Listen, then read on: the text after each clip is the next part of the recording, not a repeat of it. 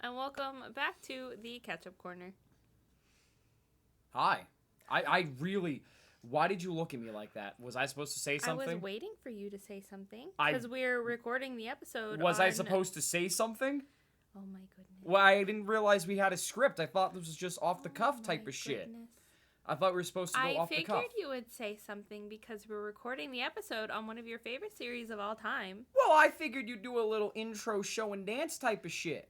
I didn't realize I had to plan something funny every time. You can't should plan be- these. Shush. You're You can't supposed plan. to- Hush. Oh my God. You can't plan these things. It's like a farm. You gotta let it grow over time and all that shit. All right. This ain't no meow wow pow circus type of thing. You gotta grow with it. You gotta grow and you gotta let it take time. You can't rush humor. You can't rush me. You're, You can't expect me to fucking do everything. you're stupid. What the fuck? I have a college degree in bullshit. All right, my college degree, it's not for anything useful, but I got a good GPA. We are talking about one of Benson's favorite series of all time. Yes. A series that I started before we even started dating. Yes. Back when we were just little and friends and As if we had aren't now. no idea that we liked each other. Well, I had no idea that I liked Benson. Benson liked me. Yeah. It was a long-running anime arc, honestly. It was very long-running. There were side stories. There were side quests. None of it went well. Much but... like this series. And it's the Oh, first... oh, shit, you're right. And it's the first series we're talking about on this channel that's not a TV show. It almost was. It almost Almost. was, but there's a scrapped animated pilot out there that you can watch, which is great, and it has my favorite thing of all time, watching Jafar be yeeted. It's great. If you haven't guessed what it is by now, or if you didn't It's bother Aladdin. to read the title. It's the TV show Aladdin. Remember Disney, what do they call it? Disney Toons or Disney Morning Cartoons? I don't know. It was there. I grew up with Disney XD and Disney Playhouse, but it was the 90s show Aladdin. And it was the animated TV show following our hero Aladdin as he went through several phases of bullshit and weird mythology, which was pretty rad, culminating in the Hercules show crossover with the eponymous Hercules, where Hades, voice actor hates the gays, by the way, and Jafar became good friends, became good roommates, and tried to get Hercules and Aladdin to fight each other, and they get killed, even though, quite frankly, Hercules would probably smother Aladdin to death in the first 5 seconds as a demigod. I could be wrong, but the show certainly didn't treat it like that. And also, Robin Williams was not in this show. He was not the voice of Genie in this show.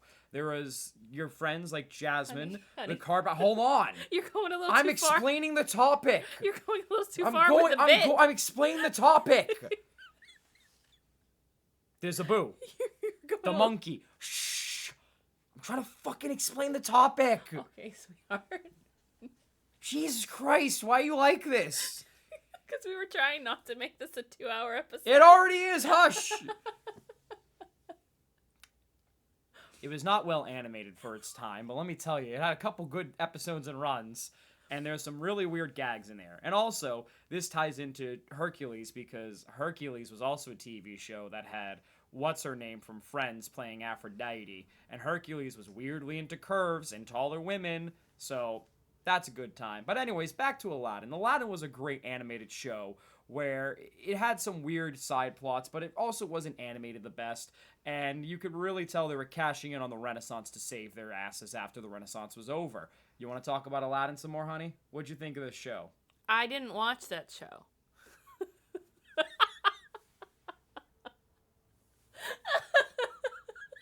Can we mute the mic for a second? What the fuck are we supposed to talk about now?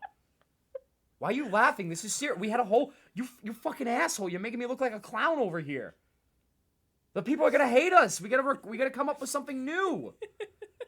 You were supposed to watch the show. Okay. Okay. Why don't we talk about something that's like a combination of all of what you just spoke about and more? Gotcha. So Brother Bear was a movie. A movie that combines the mythological aspects from Aladdin and Hercules with Native American mythology and follows somebody that's turned into a bear. And also, Ashton Kutcher is a moose in this.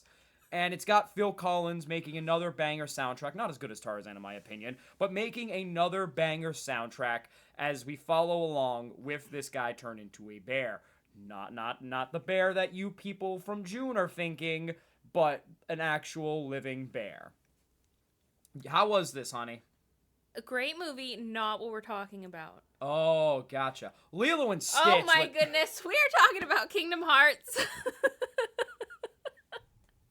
I really would have kept gone on forever. I feel like that would have been a great April Fool's episode right there. I seriously kept making ties. You would have continued if I let you. Yes, and Plot that would have been twist, hysterical. Everything that we mentioned is in the Kingdom Hearts games except for Brother Bear. I mean, we only mentioned two things, and that's Aladdin and Hercules. So. And you just said Lilo and Stitch. I mean, that's true, but it's more like the spaceship more than the actual... Because for some reason, ancient Greece, yeah, that's great for Sora to go to. Hawaii, whoa, slow your roll there, partner. But I'm just saying.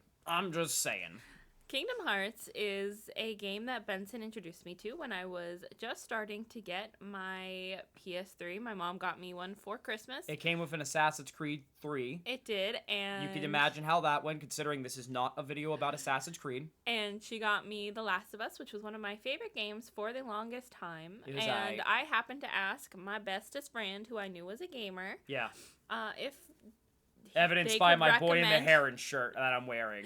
If they could recommend me any games. And there were a couple. You gave me Dead Space. Yes. What else did you tell me other than Kingdom Did I Hearts? say Assassin's Creed? You might have. Because you got Assassin's Creed 3, and I think I said you need to play the other games first. Yeah. And they are good games. So I think I said that originally. Yeah. Was there anything else I said? I think there was another one, but I don't remember. I swear. Oh, wait. And no. then Rayman. Oh, yeah, Rayman, And yeah. then knowing how much of a Disney person I was, Benson was like, Kingdom Hearts, one of my favorite series of all time. It has so much Disney in it. It has original characters as well. Like Final Fantasy characters. World I think Ends you're With going You characters. to love the series. And it took me 7 years to beat the first game. This is not an exaggeration. It really isn't. She was so distracted. It's not even funny. Like, literally, I had to be like, Kingdom Hearts 3 came out by the time she was halfway through the first game. Yeah. And now she's completed the series except for Melody of Memory. No. Because my goal was to beat all of the games up until Kingdom Hearts 3 came out. So I had managed to beat Kingdom Hearts 1 before 3. Oh, no, you're right. Yeah. No, you're on 2, I was halfway through 2. You were on 2. So, considering if you're a Kingdom Hearts fans, you probably blinked and went, wow, she was so far behind. That could tell you how it goes. For any of you non-Kingdom Hearts fans out there, we'll get into it, but you're probably saying, okay, so she was at 2. She got there, right? We need to talk about how out of hand it got. Kingdom Hearts 3 is not the third game in the series. No. That would be 2. That would be 2. But we can get into that. How did we want to tackle this, actually? All right. So are we talking a general sense? Yeah, because it's very much like Fairy Tail. There's a lot that goes into this series. Like, if you just play the first game and decide to give up, you don't even know the half of it. Yeah. It really doesn't start getting into things until the second game. And even then, the game in between, Chain of Memories, starts moving the plot forward in that regard. Mm-hmm. Yeah, and that's right. The second game is called Chain of Memories instead of 2. Imagine how that goes, silly. Yeah.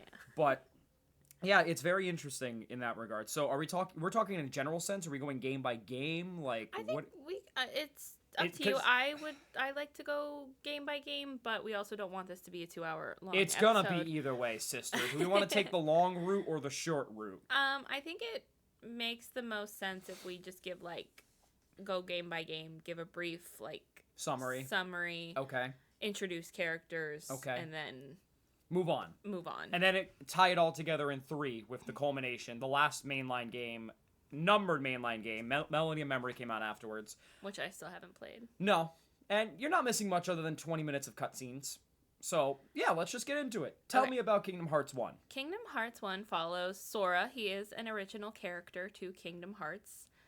And he has lived on this island his whole life. Destiny Islands. He has this friend named Riku, who has also grown up on the island. A piece of shit. He didn't start out as a piece of shit, though he kind of does goad Sora a little bit. Like he teases him. They have a very sibling-like bond. And then their friend Kyrie, who's not from the island. She came from somewhere else. We don't really know where. We do. Well, we find out later, but yes. we don't really know where at the beginning. And she's just their friend. And then this like dark, mysterious storm comes off, and it leads them onto this adventure to meeting Donald and Goofy. No, just Sora. What? Just Sora. He gets... Oh, yeah. Yeah, I was going to say, Riku and Kairi get separated. We don't know where they are until, like, halfway through the game. But it basically leads to Sora meeting Donald and Goofy, and they end up going on this quest to find King Mickey, who is Benson's favorite character. And it leads them to going to all of these different worlds that are all based, or mostly based, on Disney properties. Yeah. There are some original worlds in there, like Twilight Town. No, Traverse Town. You're jumping ahead. I realized what I said. Oh, Jesus. Right we haven't even... Traverse Town. Yes. And Hollow Bastion is also an original world. Yes, it is. End of the world. But that's literally just Apocalypse, so... Yeah. But then we get some more well-known lands like Atlantica. Another one of Benson's favorite worlds.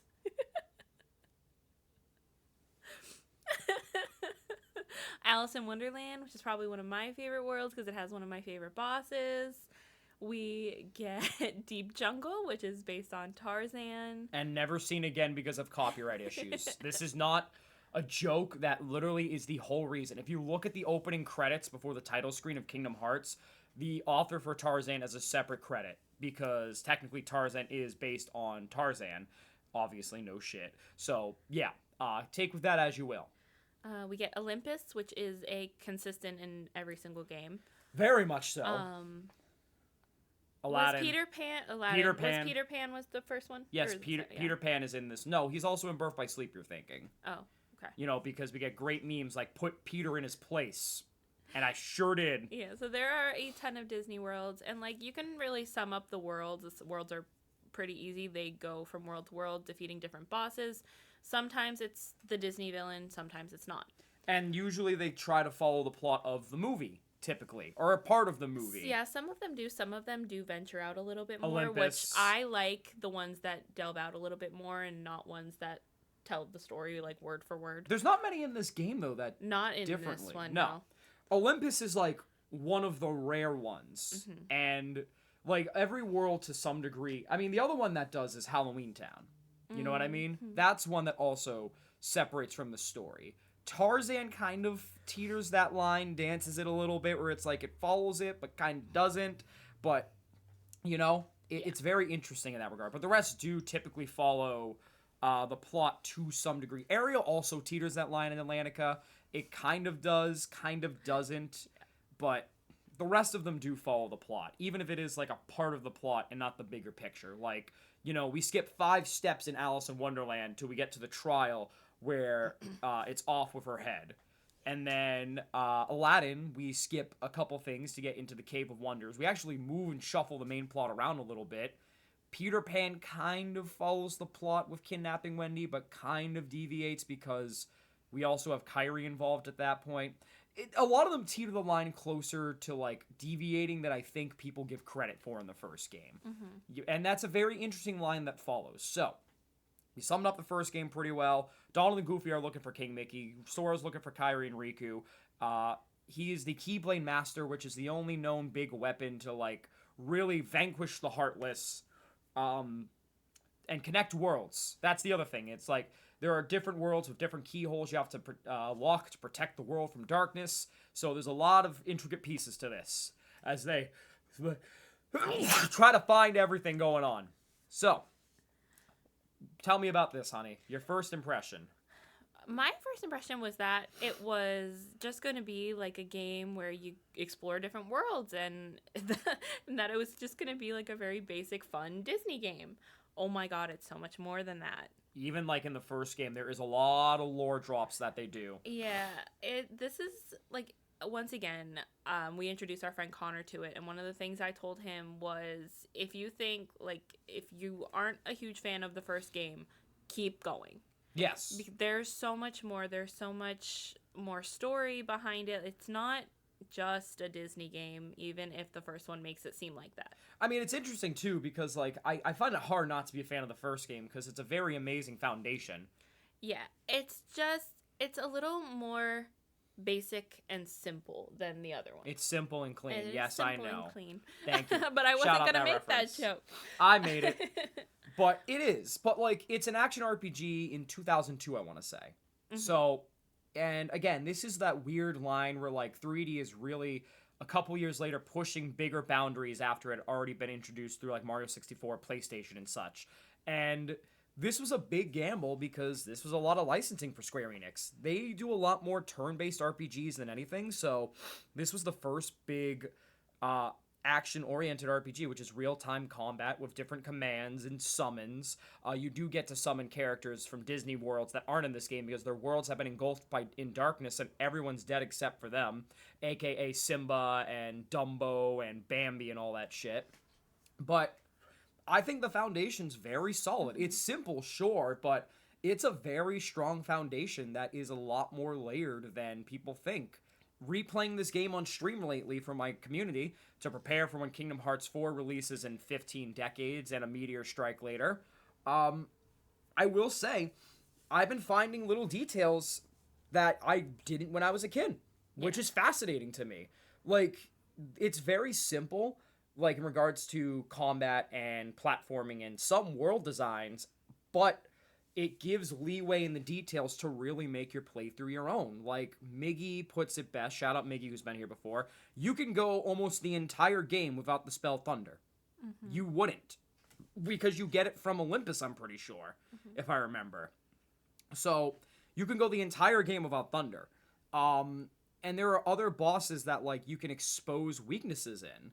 And there's other small things in there, like deflecting certain enemies causes this to happen. Certain spells do this, certain spells do that. There are some small puzzles that you look at and go, wow, I didn't realize I could do that. And even the cutscenes. One of the biggest well-known cutscene differences is that if you defeat the deep jungle before Alice in Wonderland, you trigger a different cutscene because there are a bunch of Disney villains in the world, Maleficent included, and they're looking for the Princesses of Heart, and Alice is one of them. But if you don't do Wonderland before Deep Jungle, because the cutscene originally will show Alice being brought forth to Maleficent for their big evil plan, if you don't rescue Alice, instead Snow White takes her place. Wow. Yeah. And Snow White even in the fucking game. Her world's dead. Until later on, of course. But there's a lot of layered shit to this game where, like, it's the game that keeps on giving, where you look at it and go, I did not realize I could do that. You know? There's some interesting stuff that, like, is layered there at the end of the day, and I don't even think you scratched some of the surfaces for it. Probably not. As an adult, I didn't realize I could do certain things, you know? I forget the one that I'm thinking of specifically, but recently, I think it was in not Wonderland, it was in Neverland with Peter Pan, where I literally sat there and I did something to an enemy, and I was like, wait, I didn't realize I could do that. I think it was the flying ship one. It wasn't the fact that I could destroy the parts of the ship to lower his attacks. I knew that. I think I deflected a cannonball back. I'm pretty sure. I'm pretty sure that's what happened, and I never realized that I could do that, which is fascinating. So it's very layered at the end of the day. It's a simple approach, but the devil's in the details for this game that makes it good. So how do you feel about everything with this? Because actually, let's dissect it. So the story for this, what'd you think? It's the simplest story of the bunch. It is a simple story, and we didn't even talk about half of it. Like, yes, we talked about Sora meeting Donald and Goofy, and trying to find Mickey, and then Sora trying to find his friends. What we didn't really talk about was that one of his friends is kind of turning to the dark side. Because he was looking for Kairi, and then they stumble upon each other halfway through the game. And, you know, basically, Maleficent's sitting in this kid, Riku's ear, going, hey, your friend abandoned you. Fuck that guy. Come join me. I'll help you find your friends. Which turns Riku's heart to darkness. And that's where he becomes a real big asshole. So there's that. Very much like Star Wars in a lot of ways. Wow, Anakin, yeah. No, you're right. And maybe a little bit of Fairy Tale, which is funny. Mm-hmm. Like it's funny because Riku's progress in this arc in this series feels like Zuko's and what is it, Anakin's, and somehow anime characters from Fairy Tale like Gajiel or Loxus or Jalal all wrapped into one, which is funny to me. Mm-hmm. Do you feel like that? Yeah, no, I agree with that. There's a lot of parallels. Like, it's so interesting to me. That's why I think it's a little bit more on the basic side of plots as far as Kingdom Hearts plots go. Yeah. Because it does get more in what's the word I'm looking for? In depth. In depth. Yeah. Thank you. Like, it gets more in there. I mean, even then, like, you look at this and, like, Riku then, like, him turning to darkness is because Ansem, who was the original Seeker of Darkness, possesses him. Mm-hmm. And then Ansem is reborn trying to bring the worlds to darkness. So it's not even that simple at the end of the day. Like, you think Riku's just turning to the darkness. He's being reached to by the former Master of Darkness and who's giving new life. Jalal, get it. Which sets forth, you know, the catalyst for the big bad later in this series. It's interesting, and like, you don't get this lore outright in some ways. It doesn't hold your hand with the lore completely because you have to look for it. Like, every time you defeat one of the Disney bosses, one of the big bads in the Alliance that think they're on top of the world, which is Jafar, Oogie Boogie, Hades, Ursula, Maleficent, Captain Hook, you always get an Ansem report, and it details his reports of looking into the darkness. So you really have to deep dive into the lore, because this game inevitably feels like foreshadowing for the rest of the games will not hold your hand in regards to lore. It's going to it'll give you the basic stuff you will need going forward, but in regards to understanding the gritty how, why, and where, you need to read those reports, and you really need to pay attention to certain character details, which is fascinating to me. Yeah. So, anything else you want to say to the story for that? No. What about your characters? What'd you think of your characters? Especially the original ones, you know, Riku, Sora, and Kairi. Okay. Okay, here we I go. wasn't sure how to feel about Riku at first. I mean, obviously, like, that's the whole point. I was interested in finding out where Kairi kind of fell on the spectrum. I do feel like, and maybe this is getting ahead of myself. It might be. I do feel like all through the series, Kairi is a tiny bit of a disappointing character because they don't do much with her. And they always hype up they're gonna. And they really don't. She No. is, unfortunately, falls on the disappointing mark for me because Which- there's so much they could do. I mean, actually, we can't say more. We got to get into the later games to get into why that's the case. Sora is just a bubbling ray of sunshine. I love him so much. So sassy. Just trying to help his friends, like very much like Natsu in a lot of ways. Oh, yeah. Just trying to be there for his friends. He's not as feisty as Natsu, but I he don't know. can get a little sassy Later on in sometimes. the series, his sass meter goes to 5,000, so... But he's really just trying to help his friends and like make new ones in the way, like or along the way, and it's very sweet and wholesome. It is. I mean, one of his best friends throughout is Winnie the Pooh, which is a thing in this world. I love it. So you also have to find the pages, which is interesting. That's another one that I didn't really like. I didn't explore the Winnie the Pooh world as much as I wanted to. It's a lot of mini games, so you're not missing much. But like, it is rewarding because you get to see this budding friendship with Winnie the Pooh form. You know what I mean? I want to have a friendship with Winnie the Pooh. It's so funny at the end of the day. Anything else you want to say about characters? Okay, actually, character-wise, how'd you feel about the Disney characters? I don't think any of them were disappointing. I was just excited to see the Disney characters in a different media. I mean, how about the villains especially? Because they act beyond their worlds. So what'd you think? Especially Maleficent. I love that. Like, it's hard to find a good Disney villain portrayal outside of their movies. Like, in books, usually it tends to be a little more on the YA side. Smutty side. Or, well, I meant YA. Like, oh, that too. a little, or smutty, yeah.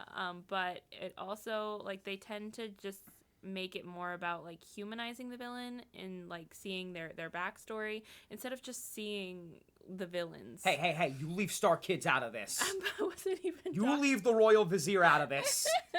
That's a great musical. Fuck you. That had nothing to do with them. You know what you were doing no, with that. I liked seeing them in this context where they were still just big bads at the end of the day, and they weren't trying to be humanized or anything. They were sticking to their guns. Which is great, because then we get into Maleficent, because she is the only consistent villain throughout the series from the original group. Yes. Like, some of them are reborn. Hades is immortal, so he's always going to be there, but he does his own thing instead of joining Maleficent afterwards. He basically gets tethered back to his world's lore. Captain Hook, we never see again, really. Oogie Boogie dies twice in this series. Jafar dies twice in this series. Ursula I can still hear her laugh. dies twice in this series. We'll get into that. But yeah, it's very interesting to see these guys portrayed how they are. And I think they are done justice, which makes, again, getting ahead of ourselves, Maleficent all the more disappointing later on. Oh, Maleficent had such a downgrade as the series goes on. Well, she takes a backseat as the series. That's the thing. She takes such a backseat even though she thinks she's important. Yeah, because, well, yeah, we'll get into that. She's that bitch. Yeah. But, okay, enough of the story. Okay, also, actually, no, one more villain. Ansem. What'd you think seeing Ansem Secret Darkness for the limited time he had? What'd you think? I don't like him. What do you what do you mean? I don't like him. He was just a tried and true villain at the end of the day. He's a good villain, that's why I don't like him. I know, but okay, poor actually. Riku. I know, poor Riku indeed. One more thing. This is your first exposure to Final Fantasy as well. You had never seen Final Fantasy before. So, literally all you're seeing is Cloud, Leon, Yuffie, Aerith, Cid, and that's really it. What did you think? Oh, it was fun. I mean, I still was a little, like, confused by their characters, because I had no idea who they were and how they even, like, fit in to this story. And in some ways, I'm still a little confused as to who they are. But, like, I got to meet Cloud. Yeah. And he's, like, the original emo boy. Twink. He's a twink. It's true. Leon, whose original name is Squall because he's the protagonist from Final Fantasy VIII, but he left that name behind. No, I think they're all really good, interesting, and like dynamic characters that I would definitely like to see more. I just have not delved into the Final Fantasy world in order to do so. You have been getting into Final Fantasy VII Remake. And, I know, and I need to finish that. And as of right now, you're already attached to the characters, especially because most of them are from 7, other than Squall. So that's what makes it interesting. I love them. Speaking of 7, how'd you feel about your surprise boss, Sephiroth? I actually hate you. Well, I'm okay. Benson is rude. So I introduced her into Final Fantasy. She did find out about Sephiroth's big importance in this world. Well, you see, we went to go see Final Fantasy VII in concert, and I was supposed to finish the game before we did that. We did not. So I kind of filled her in on some of the details. You can imagine how unhappy she is going in. Beforehand, she thought he was just a pain-in-the-ass hard emo boy boss with a wing. Which he is. Sure, I guess.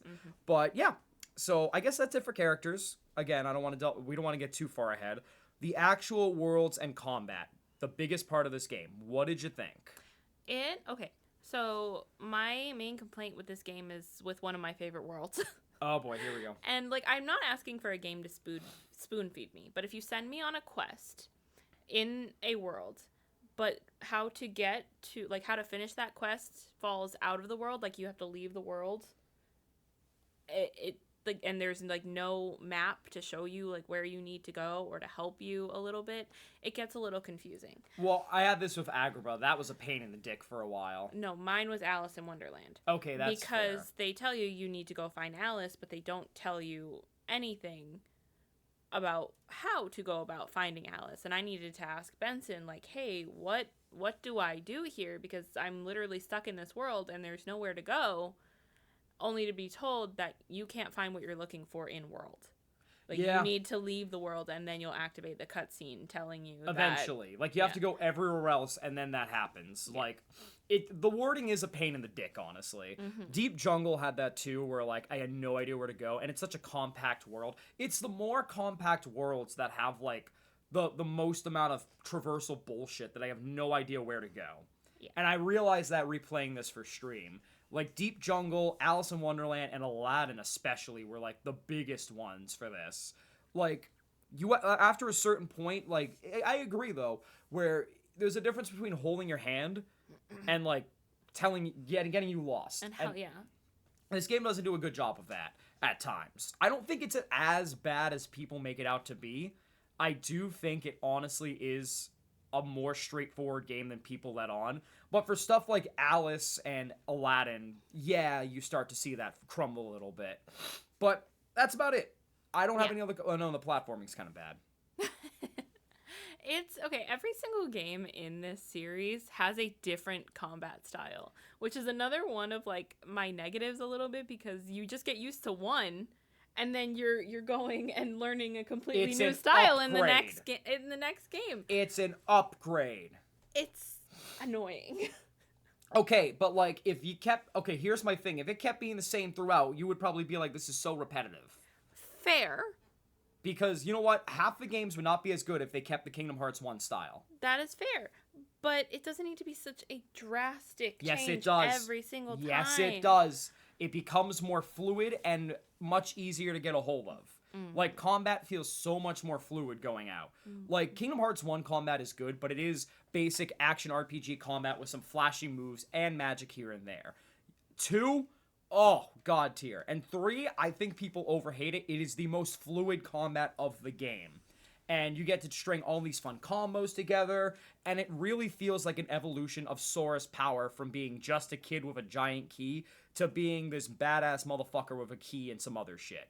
So, I don't agree with your take. I think it's absolutely incorrect, because especially looking at 2 and 3, the bosses for that, if they kept those bosses with 1's combat, you probably would be pissed. Yeah, fair. I mean, the biggest example, Kingdom Hearts 2's final boss.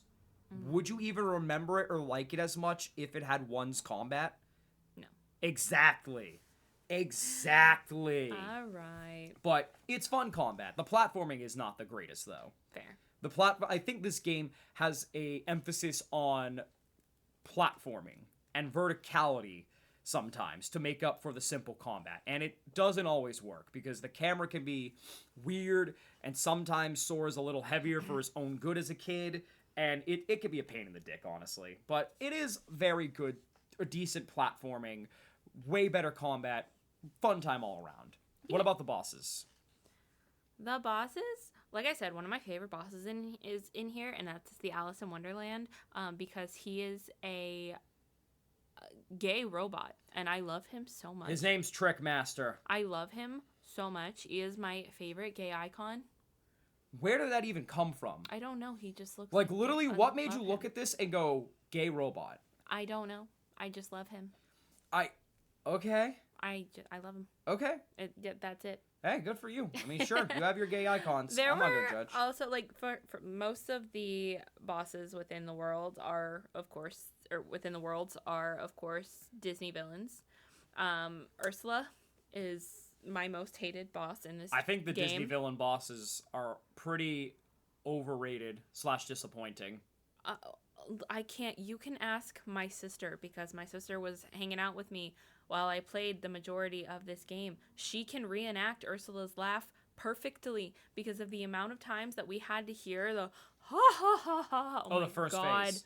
I can't even. I hear it in my nightmares. It's a shame because half the Disney bosses are pretty lame. I hate to be that person, but Oogie Boogie, you fight him, it's cool. Then he turns into his mansion and you gotta fight warts on him to pop him.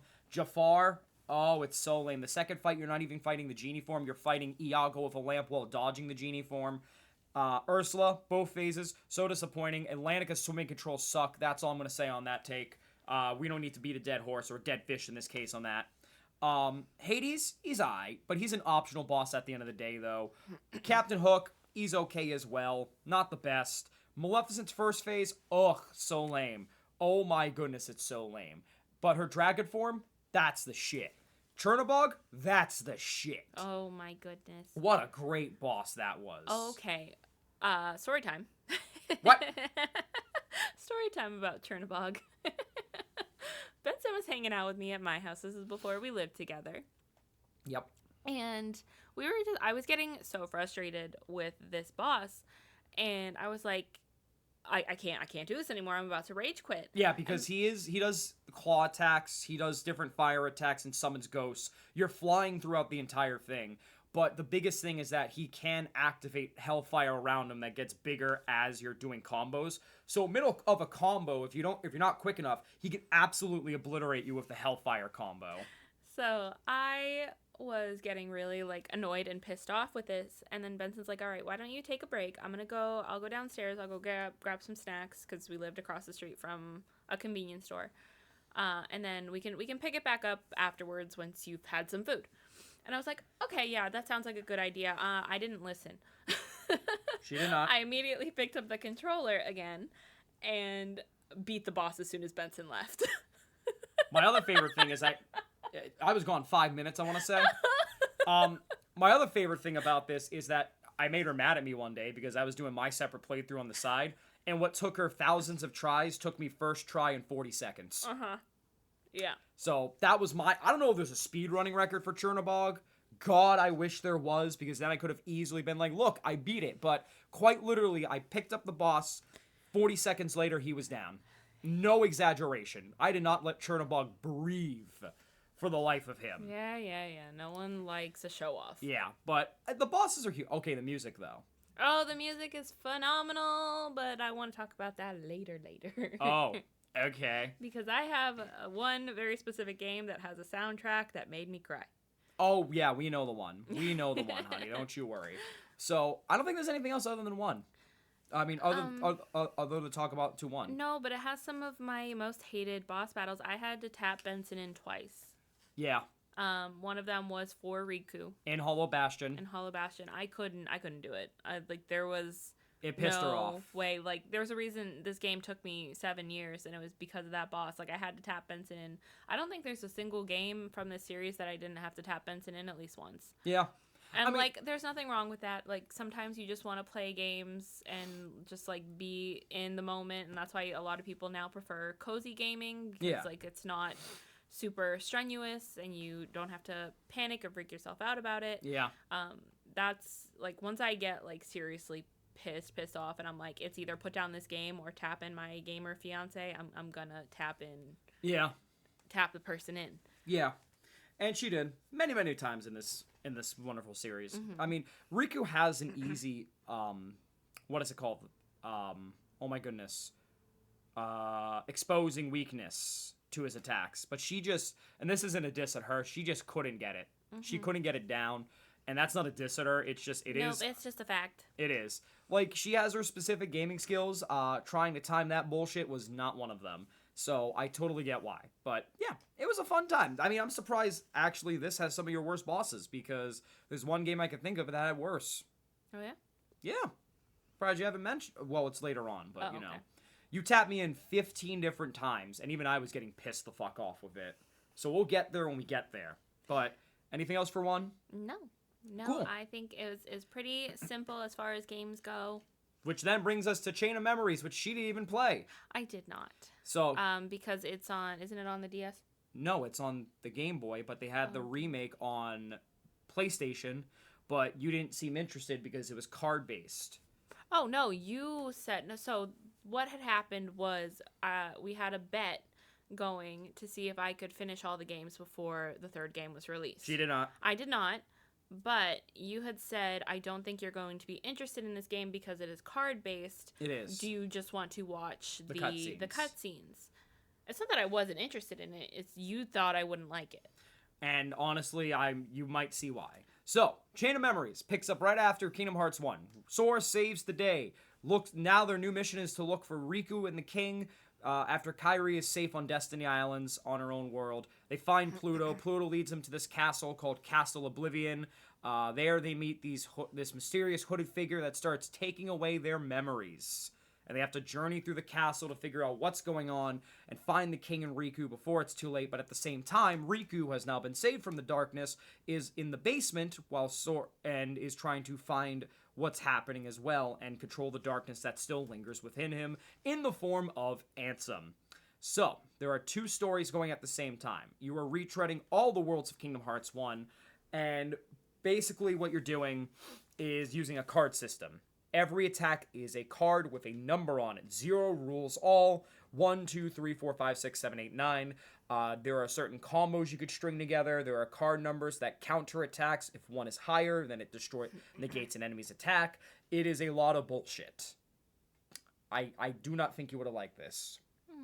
I might go back and play it eventually. Because it literally is just a shallower Kingdom Hearts 1 experience. The story is phenomenal, and I do like some of the bosses, but it is a shallower Kingdom Hearts 1 experience. And some of the bosses are a pain in the dick, such as Captain Hook, who has 2 separate moods depending on that are randomized, it feels like. One is stronger attacks. All right, nothing too serious. And the other is his entire deck is 0.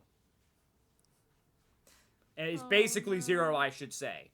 So you're basically left at the whim of Hook. And it's bullshit. Every single time. So tell me about the story of Chain of Memories, honey. This is where we really start getting into things. Because now we have Organization 13. Organization 13 is a pain in my dick. Wow. You want to explain? Because we only see a small amount in this. We see Vexen, Larxene, Marluxia. Can I finish? No, because she's the one that pisses me off the most. Let's talk about Larxene. No. I gotta go through all the characters first. Let's talk about Larxene. Wait. I haven't said hold on, the others. Hold on. No, because this one's for Miggy. Hold on. Let me say the others first. Fine. Shh. You run into things like Vexen, the mad scientist who pisses Sora off by creating a replica Riku, who is very important later on.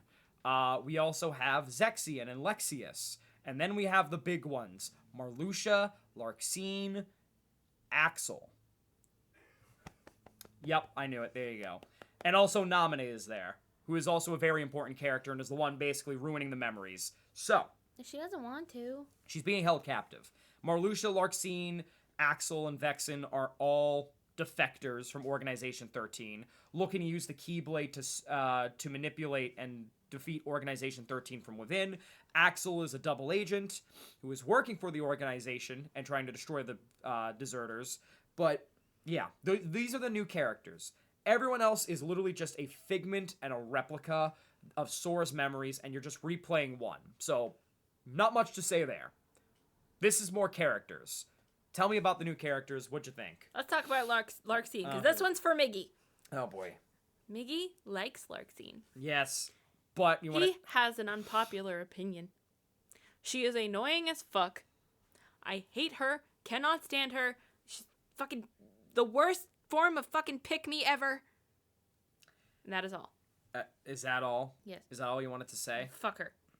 She's annoying. You don't want to say like anything else about how she talks? No, I don't fucking like her. About how she acts? I don't fucking like her. Anything else you want to say? No, she doesn't deserve my energy. You just gave her some of your energy, though. Shut up. Okay. You don't deserve my energy. Fair enough. Just kidding. Okay. Any other characters you want to talk about from this? Axel. I didn't like him in this one. He was kind of annoying. What the fuck? He's a little bit of an asshole. That's his whole arc. But that's the point. Like I didn't fully appreciate him yet. I wasn't sure how to feel about him, but he grew on me. I mean, we'll talk about that later. He's a great character, and honestly, he plays a very good snarky asshole in this. What about the other ones? Tell me about the other organization I don't members. know if I have such strong opinions on this game in general, because I think like going from the first game to this game was a little bit of a whiplash, because now you have to be locked in. Mm-hmm. If you're not locked in, you're confused, and I don't think I was fully locked in yet. Mm-hmm. So this began Riku's redemption arc. Yeah, so there are a lot of characters and a lot to keep up, and this is like, even though it's a side game, you have to pay attention to it. It's not even a side game, because this ending then connects into 2. Because it seems like a side game. It's really not. Because it isn't a side game, because fucking Sora goes to Betty Bye at the end of it to get his memories back. And Riku basically looks and goes, "Get a good rest, I'll see you soon," as he goes on his quest with King Mickey. That is not side game material. He is literally asleep.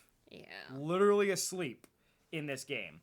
The worlds are shallow, room-based versions of themselves. It's not the best representation, and it does continue an ugly trend in some of these side games where you do retread a lot of one worlds quite a bit, and it's a pain in the ass, and it's annoying. And I get it for this one, I really do, but it makes the rest kind of bullshit. Mm-hmm. Anything else about the characters? Because there's also Marluxia, Vexen, Zexion, and Lexius. So many. So Yes. many. I don't think I remember them a lot in this game. If I'm being Marluxia, so pink honest. hair. Oh my god. He's a bastard. I got you the keychain. You what? I got you his keychain. You did get me his key. Yeah, Was you it had his it. keychain? You had it on. Yeah, you had it on your keys for a while. And then it broke. And he broke. He then broke. Fitting because his sister also broke in this series too. What? That's fucked up. It's true. That's fucked up. And it wasn't anybody's fault other than Ventus. Just gonna put that out there. Yikers. But there's Marluxia. What'd you think of Marluxia? Pretty anime boy. No. He's great. He's like the Grim Reaper. He's hysterical. Yeah, of course you think so, because you love his kind of character. I love it. Vexen. What'd you think of Mr. Mad Scientist himself? I don't think I liked how he looked. I don't think he was supposed to look hot, honey. I think he was supposed to be wild. And then I was like, I don't think I like him. He's okay. I like him. Okay, he has his moments. Like I said, I don't think I was really like super locked into this game, like with the cutscenes. Lexius was strong boy. Yeah. And then after this game, he never had a single line of dialogue again in other than 358 Days, which is a DS game, but you know that didn't really have speaking lines for him. He never had a speaking line again after this game. Yeah.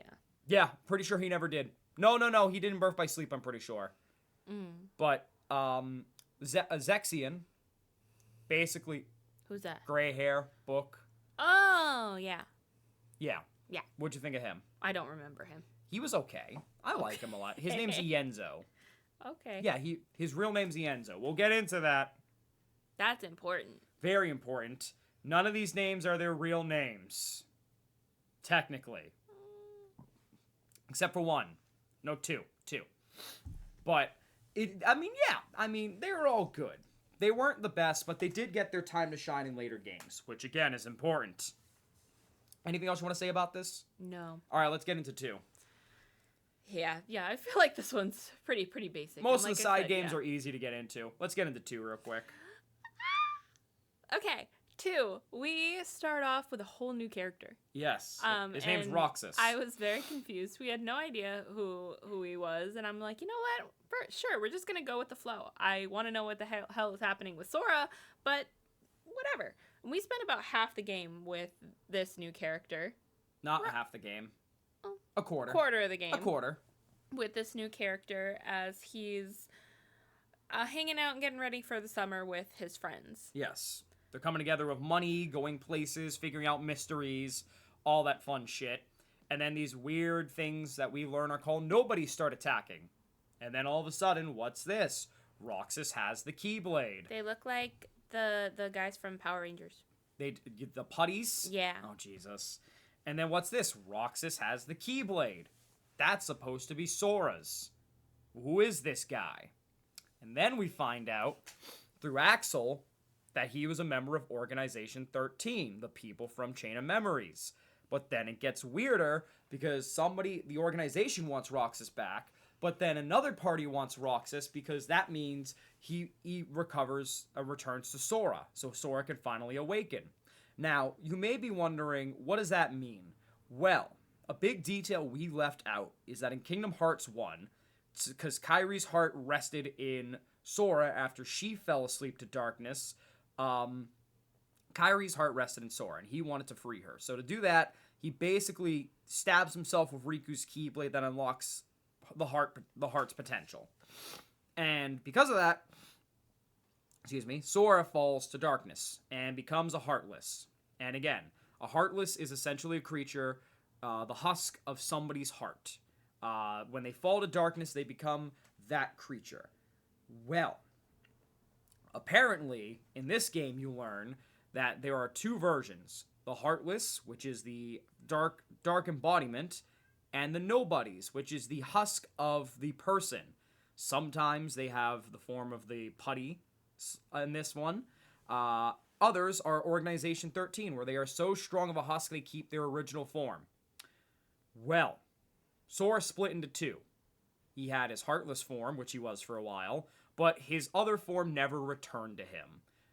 This would be Roxas. And you're probably wondering, what the fuck does that mean, Benson? Well, nothing good. Roxas is actually switching the letters of Sora around and putting an X in, which is every organization member.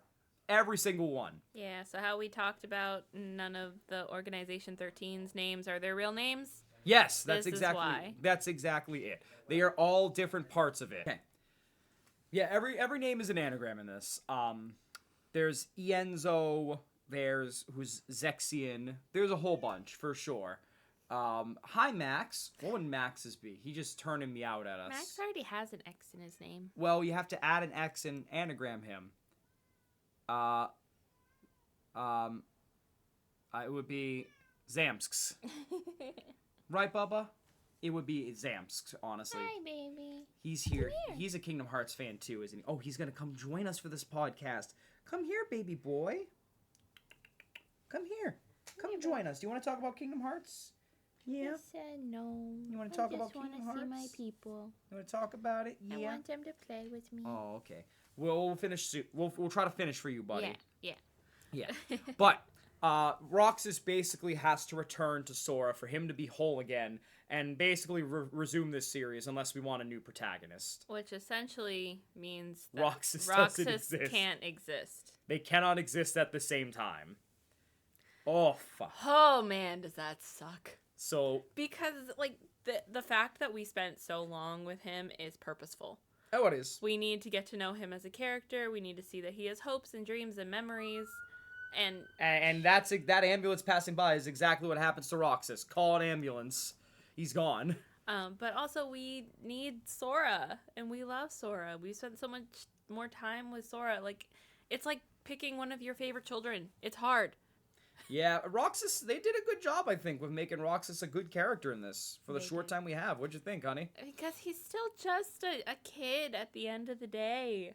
Like, you don't want to see him go. It's not fair that we have to choose one in order to save the other. Mm-hmm. Like, it's fucked up because it. he also isn't technically living in the real world. He lost all his memories trying to escape from Organization 13 because of reasons later on as well. Axel was his best friend in Organization 13 as well, which is why Axel's so determined to get him back. This is when we start seeing, like, the human side of Axel, and the entire thing of, like, Organization 13, like, they don't have hearts, they don't have, like, yes, they feelings. don't have hearts, because the Heartless have the hearts. So we're starting to see a new side of them with Axel especially, because we're seeing that he does have feelings. It makes things complicated. It makes things and it really hits ahead later on. But, like, basically, Roxas fled the organization and was put in this digitized world. So all of his friends aren't even real. They're based on Twilight Town, which is a memory that Sora doesn't recollect. It's a world he visits, and he's like, wow, I don't remember this world in Chain of Memories. That's because that's not his memory, that's Roxas's memory. So he basically is they're playing off each other. Sora has Roxas's isms and memories. Roxas has a lot of Sora in him too. And then it basically reaches ahead because then Roxas realizes his friends aren't real. They're digitized versions of people in the real world. He's been living quite literally multiple lives this whole time, and he does not have any real friends that he can recollect outside of Organization 13. So... yeah, he dies alone. He dies alone. Well, man. Not dies, but, like, he goes back to Sora alone. Might as well be dead at that point. Oddly enough, that's not the worst part of this game. No, it isn't. No, it isn't. So what'd you think, honey? Oh, it was tough, but, like, I understood why it needed to happen. The soundtrack in this one, and we'll talk about why later. This is the one I was talking about where the soundtrack made me cry. And it's one of my favorite soundtracks for that reason. It's several times she's cried. Because it was just the ability to use sound and music and to make that, like, the effective part. It's one of my favorite things. Mm-hmm. Now, then we get back to Sora. Sora! And I was glad he was back, but man, was I still bitter. Yeah, so Sora basically, they're continuing the mission of finding Riku and the King while dealing with Organization 13, because Organization 13 has a plot of their own, where they are hoping to use the epitome the titular, I should say, sorry, Kingdom Hearts, which was also in the first game. Because Ansem was trying to use Kingdom Hearts to make the world darkness, and it was like a no, it's a light type of thing. They're using Kingdom Hearts, which is a heart-shaped moon, as a weapon to basically get everyone in the organization hearts. And shit hits the fan very fast in that regard. There's a lot of moving pieces again, a lot of returning worlds that see Sora grown up now, Olympus, Hollow Bastion, Atlantica, but there are some new worlds. We get Beast's world finally. He was in Hollow Bastion. We get Beast's Castle. We get Pirates of the Caribbean. We get Simba, who was a summon in the first game, his world in Lion King. We also get Mulan, a completely original world other than Mushu. A lot of these worlds are connected to Kingdom Hearts 1 in some ways, whether it's a returning world or summons. And Tron, we get Tron as well. That's really fun. That was a fun digitized world. And what else is there? There's some other original worlds as well, like the World That Never Was, which is the epitomous world for the Organization 13 throughout this series. And there's a lot of moving pieces. And the combat is much faster in this game. What'd you think of the combat? Yeah, this one was much easier. I think this is what I was talking about with, like, changing so much. There were a few different... Was this the one where, like, you no longer used X to fight, or was that game 3? What are you talking about? I don't know. There was one game... Oh, no, I think maybe it was one of the side games. But there was one game where, like, you didn't use the button that you normally use to attack, and that confused me. Oh, maybe. I don't know. I don't know if this was this one I mean, or not. the combat flow in this game is spectacular. It's so much better. So much better. So much better. So much more fluid. Flashy. Flashy. I mean, press triangle, the quick time events all the time. How about those? That shows Sora's this is Sora at his best, in my opinion. Yeah, it was so much fun. This guy's doing tricks, showing off. This guy is dueling with Shan Yu, pushing him back. This guy is kicking Axel's ass. This guy literally is slicing buildings like he has a samurai sword. He's unstoppable in this game. You would not think he had just woken up. No, it's such a fun game. It's such a fun combat. The worlds. Yeah. Not my favorite in this one. There's not as much platforming. It's focusing more on the horizontal aspect of it all, which is okay. But they're also split up into two. That's my biggest gripe too. That's like, I get it from the side of, like, if they were all in one, wouldn't you have gotten sick of the worlds? Like, and how like wouldn't it have felt too big? Like, yeah, I get that, but also it's just annoying to split half of the story, go do something else, and then come back.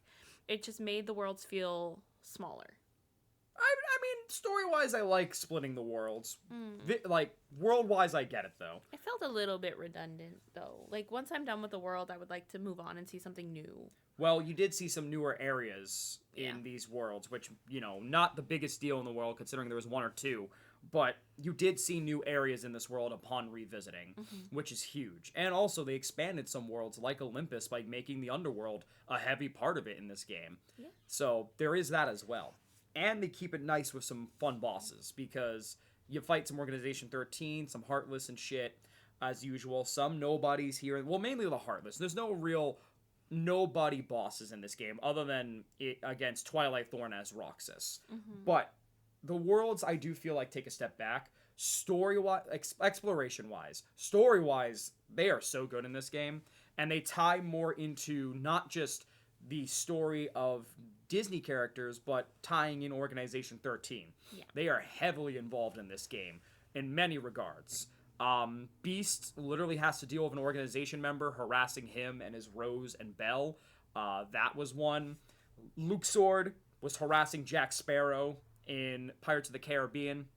And then there's Atlantica, and I don't fucking care to talk about it.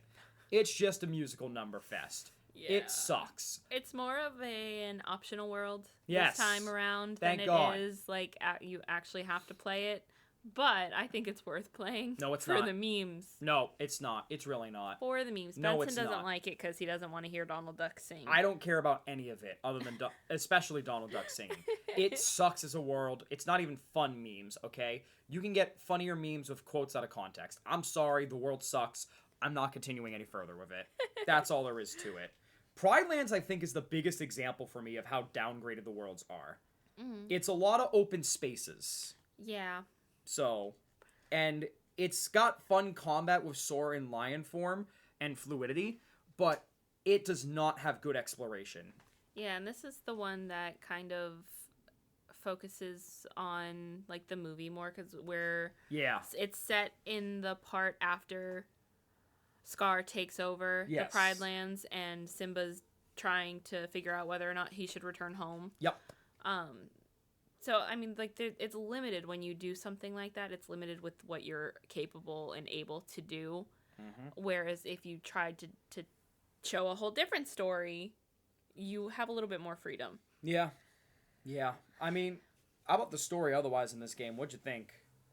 I loved it. This is where I really started to lock in. I mean, Riku's redemption arc in this series, half the time we don't even see him and we know he's on a redemption arc. It turns out he took the form of Ansem, and which was crazy because we all thought he was just back again. But it's the darkness within him that he basically was ashamed of. We get, obviously, all of Organization 13. Axel fighting, being a member of Organization 13 while getting Roxas back. Sora's arc, Roxas's arc, we get more of Organization 13 and learn more about everything regarding the darkness and Kingdom Hearts itself in this game. We learn that Ansem is not actually even Ansem. April Fools, because Xemnas is the leader of Organization 13, and that's not even him. Xehanort is his real name. Mm-hmm. And Ansem is the Seeker of Darkness, his heartless side. Xemnas is his nobody side, because it's Ansem with an X. See how that name thing comes back at the end of the day? And don't you worry, because that's not even the real Xehanort. As you will find out. But I think the story hits the fans so many times, and it's like all gas, no brake. And I think it's awesome for that. Yeah. I really think, I know a lot of people say it's complex. It's not really complex. As soon as you understand Nobodies and Heartless, you kind of get the gist of it throughout the time. There's a lot that goes into it, but it's not really a hard story to follow. No, absolutely not. It leads to the culmination of Riku and Sora getting their friendship back, and Riku's redemption arc, I think, makes the biggest turn here, because it leads into the final boss, which is phenomenal. And you think that would be it, but oh, don't you worry. There's plenty more after. But, anyways, what do you want to talk about with this game otherwise? You said the story was great. You want to talk about how it made you cry? Go ahead. Alright, so there is a boss later on in the game. Oh, we need to go into the bosses at some point, too. And Sora is fighting an organization member, and we don't know who it is. Yes, we do. Well, we don't, though. Yes, we do. Not do. at the beginning. Yeah, we do. Not when he starts fighting him. Yeah, we do. Do we? Yes. Oh. Because if you don't know, Roxas, when he fought Axel in their climax when Roxas is supposed to die, has two Keyblades. His Keyblades, and not the Kingdom Key. Oblivion and Oathkeeper, which are collectible Keyblades from the first game. See how it all comes full circle? Well, all of a sudden, while they're in the final world, in this bombarding of the castle of Xemnas, Sora is then met with a hooded figure who summons a Keyblade, and that would be Oblivion. And if you hadn't guessed already, because the guy never takes his hood out throughout the fight, wow, isn't that Roxas? You fight Roxas, trying to reclaim his identity. Oh my gosh, and this is, what's the song name? The Other Promise. The Other Promise is the song that made me cry. Yoko Shimomura is an amazing composer. Prove me wrong.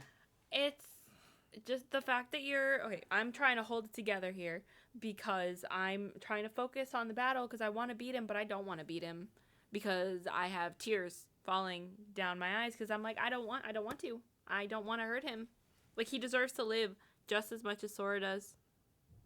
Yeah. It is probably the only fight that made me cry in this whole game series. Oh, yeah.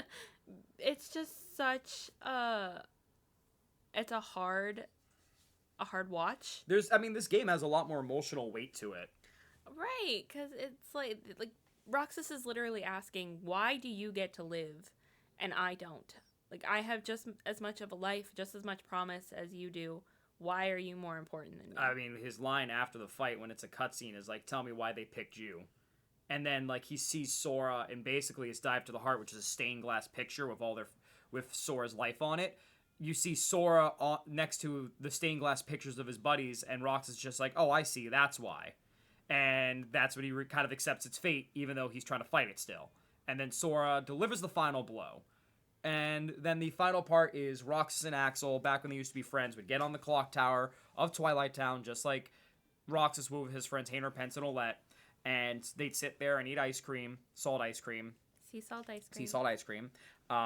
And basically they ponder their existence, and if they actually don't have hearts enough, and then Roxas accepts its fate before going back to his body, which is Sora, basically being like, Sora will find the answer for us. And that's the end. Oh, by the way, Axel died earlier in the game. Yeah, he did. You think he died, but we'll get into that. So, it made things worse, because they both accepted their fate. And then Roxas just kind of says, you make a good other, and that's it. That's the end of that. There's so much emotional weight to this game. The bosses are fantastic, I will also say. Yeah, the bosses were really fun in this one. This is the best, I think, of the series. I think my only downside of this game is the worlds. And I Yeah. feel like it was because they were trying to focus more on the original characters and the Final Fantasy characters than they were the Disney World. The Disney Worlds just kind of felt more like an add-on. Which is fine. Which is it's fine. You know what? I think other than world design, the worlds play their purpose in that regard. Mm-hmm. And I like it in that regard. Speaking of original characters, the rest of the Organization 13, we get Xemnas, we get Zigbar. Oh, Ziggy boy. Ziggy of many names. We get Zaldin. We get Luxord, the British gambler. We Is get... that the one that looks like an old school Justin Timberlake? Yes. Okay. British. We get Axel's boyfriend, Sykes. Who else am I? There's so many I feel like I'm missing here. Demix. We get my boy Demix. Mm-hmm. Tell me how you felt looking at the rest of Organization 13. Intrigued. Yeah. Curious. Like, I wanted to know more about this organization, why they were here, and what their beef was with Sora. Which we do get a lot more into, but I think I was more confused. Because I'm like, how do we go from the events of Kingdom Hearts 1 to getting a whole organization? And it's funny because shout out Maleficent for taking the biggest back seat in this game, thinking she's still important. She does. With her henchman, Pete. Oh, we didn't talk about Pete. No, Pete gets introduced. He serves Maleficent. Yeah, we didn't talk about Pete. Somehow his dumb ass didn't realize she was dead. Yeah. How? I don't know. Because he's Pete. He's there. But that just describes them. Maleficent and Pete think they're a bigger part than they actually are. They're not. They're just there. Do you wish we got more like of a showdown between Goofy and Pete? Because that would have been so much more fun to see. Yeah, I mean, like, what is it? Fucking Pete was disgraced by King Mickey at one point, and then he served Maleficent because of that. Which we get the backstory for, by the way, in Birth by Sleep. Mm-hmm. But I gotta tell you, Pete was just kind of there. Pete was just kind of there. And that describes Maleficent too, because she's resurrected in this game, but like, she doesn't serve any purpose other than being nobody fodder. You don't even get a boss fight with her in this game. She's just kind of there. Womp womp. But I will say, Organization 13, who's your favorite member? Axel. Other than Axel and Roxas, if you had to pick. Would it be Ziggy Boy? Zigbar? Probably. Even without knowing what we know later on, why?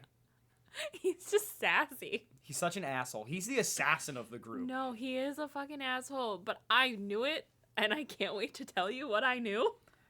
But other than that, we get a lot of like closure. Naminé is also a part of Kairi in this. Roxas is a part of Sora. We get so much closure in this. Riku's redemption arc, and it does culminate in the end with Riku and Sora fighting together with Xemnas, and I'd argue the best final boss in video game history. The spectacle, the stakes, the thematics, the emotions. I don't know if you agree, but it is quite literally my favorite final boss of all time. Mm-hmm. Would you agree? Mm-hmm. It does a lot, and Xemnas is a damn good villain, if I may say. Yeah. Like, if Ansem was this passionate, dude about darkness, wanting to sink everything into darkness. Xemnas was the cool, calm, collected, psychotic killer with lightsaber hands. This dude was stone cold and dropped a lot of one-line bangers with his deep voice in this, I will say.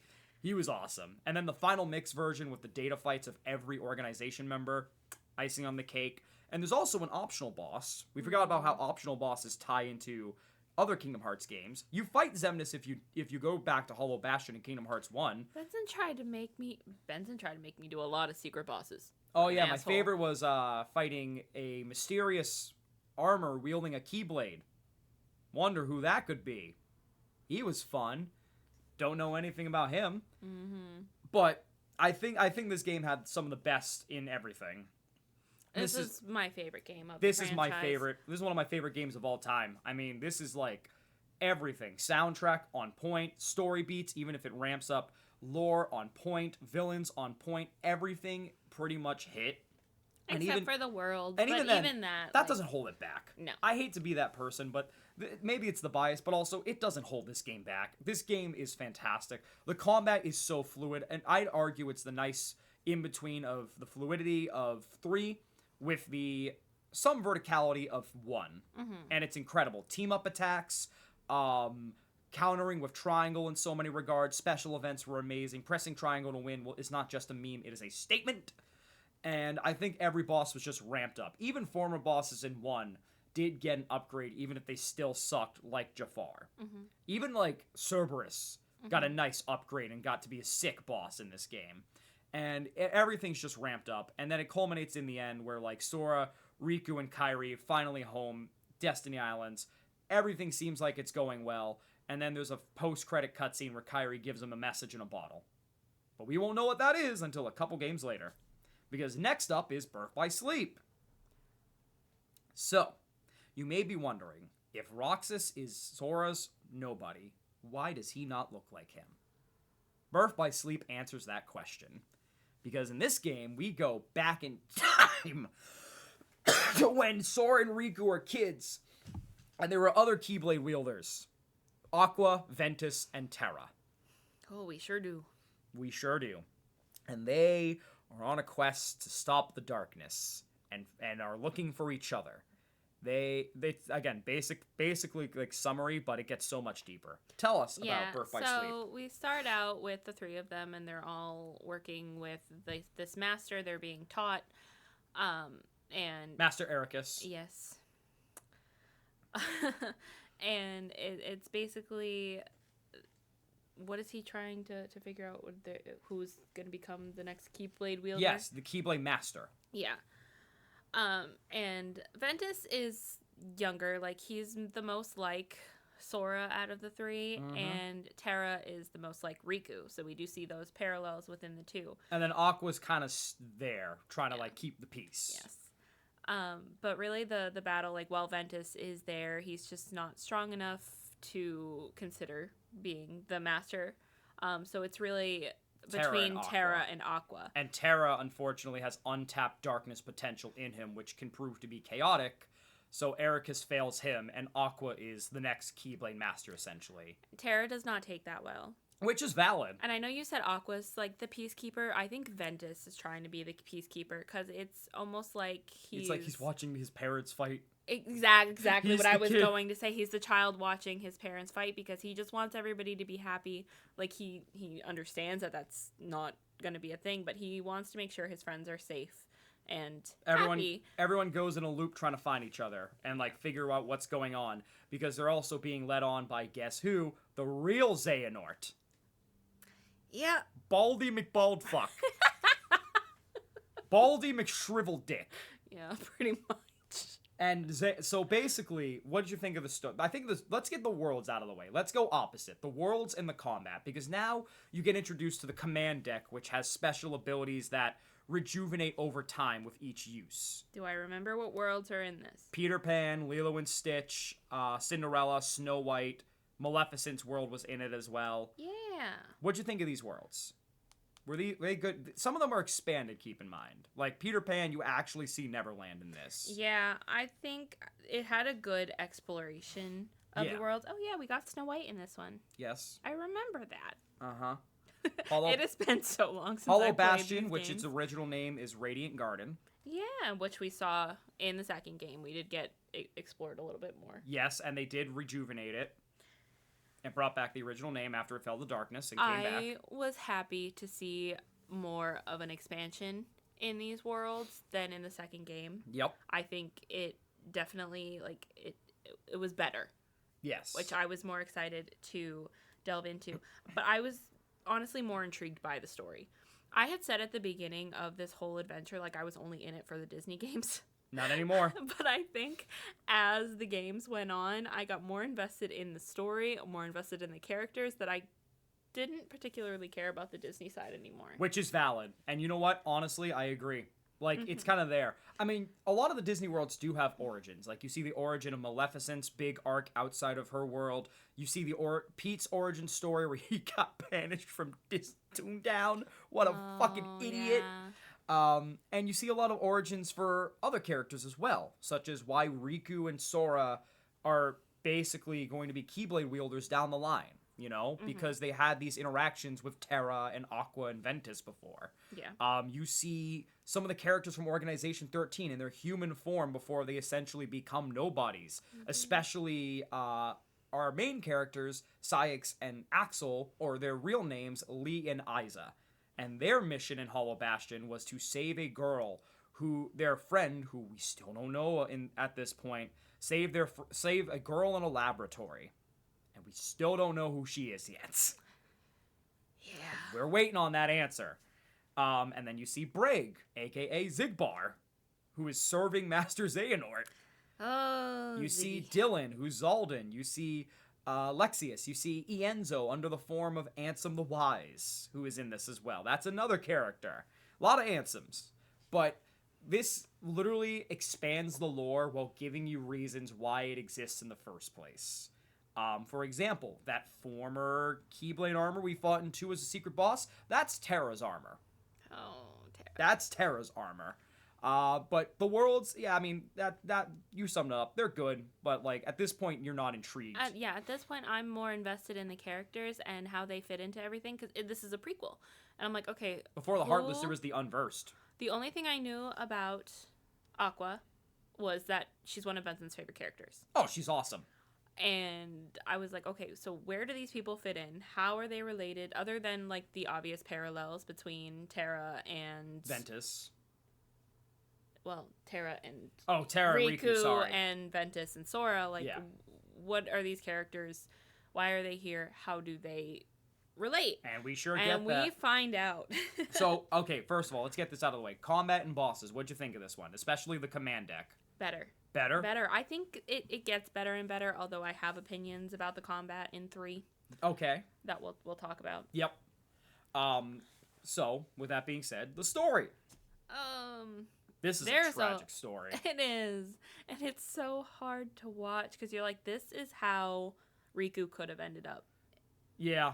It was very close. And honestly, because, I mean, all 3 are not perfect characters. They're No. flawed, but that's because they were misled the entire time and couldn't overcome their own flaws, too. It's very similar to Star Wars. We've been back to watching a lot of Star Wars related things, and you just can't help but see the parallels to even Terra and Anakin. Yes. Because if they had the positive role models that they needed, they wouldn't have ended up in this situation. Ericus was like the entire Jedi Council wrapped in one. Yeah, like, not that he wasn't a fair person, but I think he held Terra to far too high of an expectation. Well, not even just that, but like fear. He was afraid of Terra, it felt like, too, with his use of darkness. Yeah, so a lot like Mace Windu with Anakin, the Jedi Council, the fact that he didn't want to trust Anakin or show him that he had the capabilities of being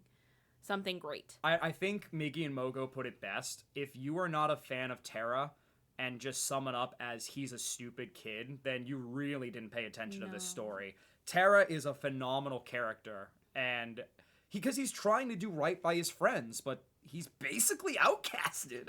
Exactly. And no one's helping him except for those in darkness. What are you going to do when you're constantly being told you have too many dark intentions to change.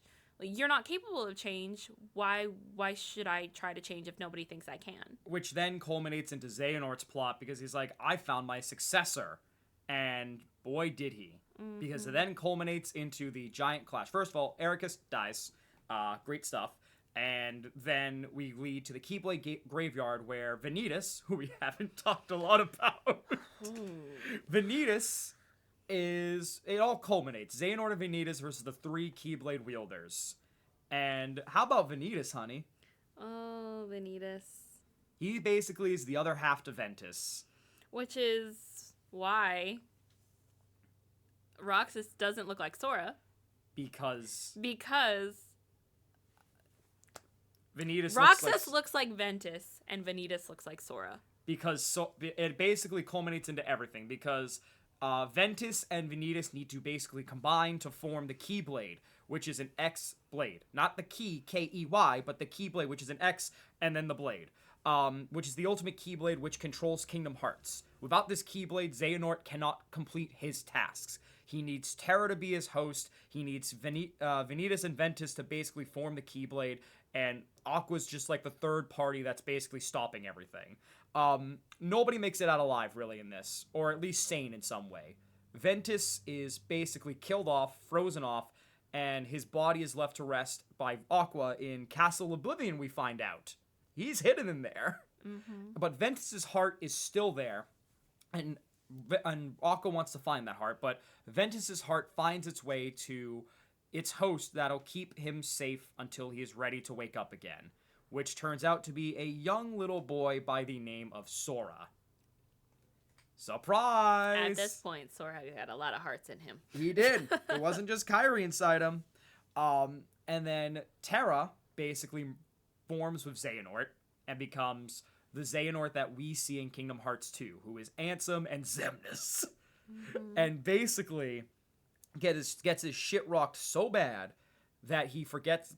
I'm putting this in very simple terms for you new fans out there. Yeah, we're trying to keep it as light and simple. If we went into every single detail, we'd be here for a while. And it's like the other shows and other stuff we talked about. But like basically, he forgets his memory and takes the name Xehanort. Meanwhile, Aqua, who was trying to save everybody, finds herself in the realm of darkness, waiting and trying to find a way out. Why are you mad at King Mickey, honey? We'll get into that. But basically, all 3 players, which are important, they are the Cataclysm. What'd you think of the finale, especially? Oh. Your heart? Yeah, my heart.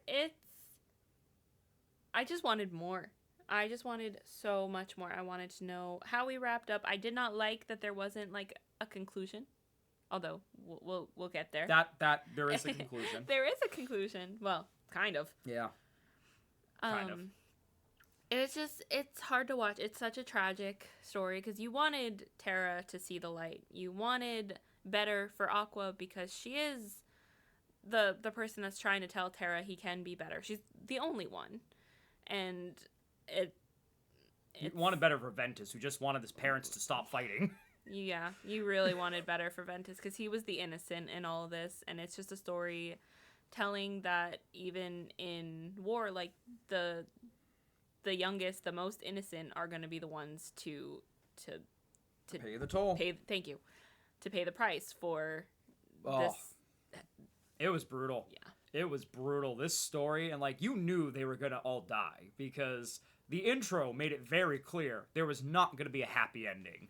Getting to that intro, though, that was rough. Mm-hmm. That was rough and a half. Like, nobody... Like, they eventually, like... They have all these wayfinders, which is essentially, like, Lucky Charms they have.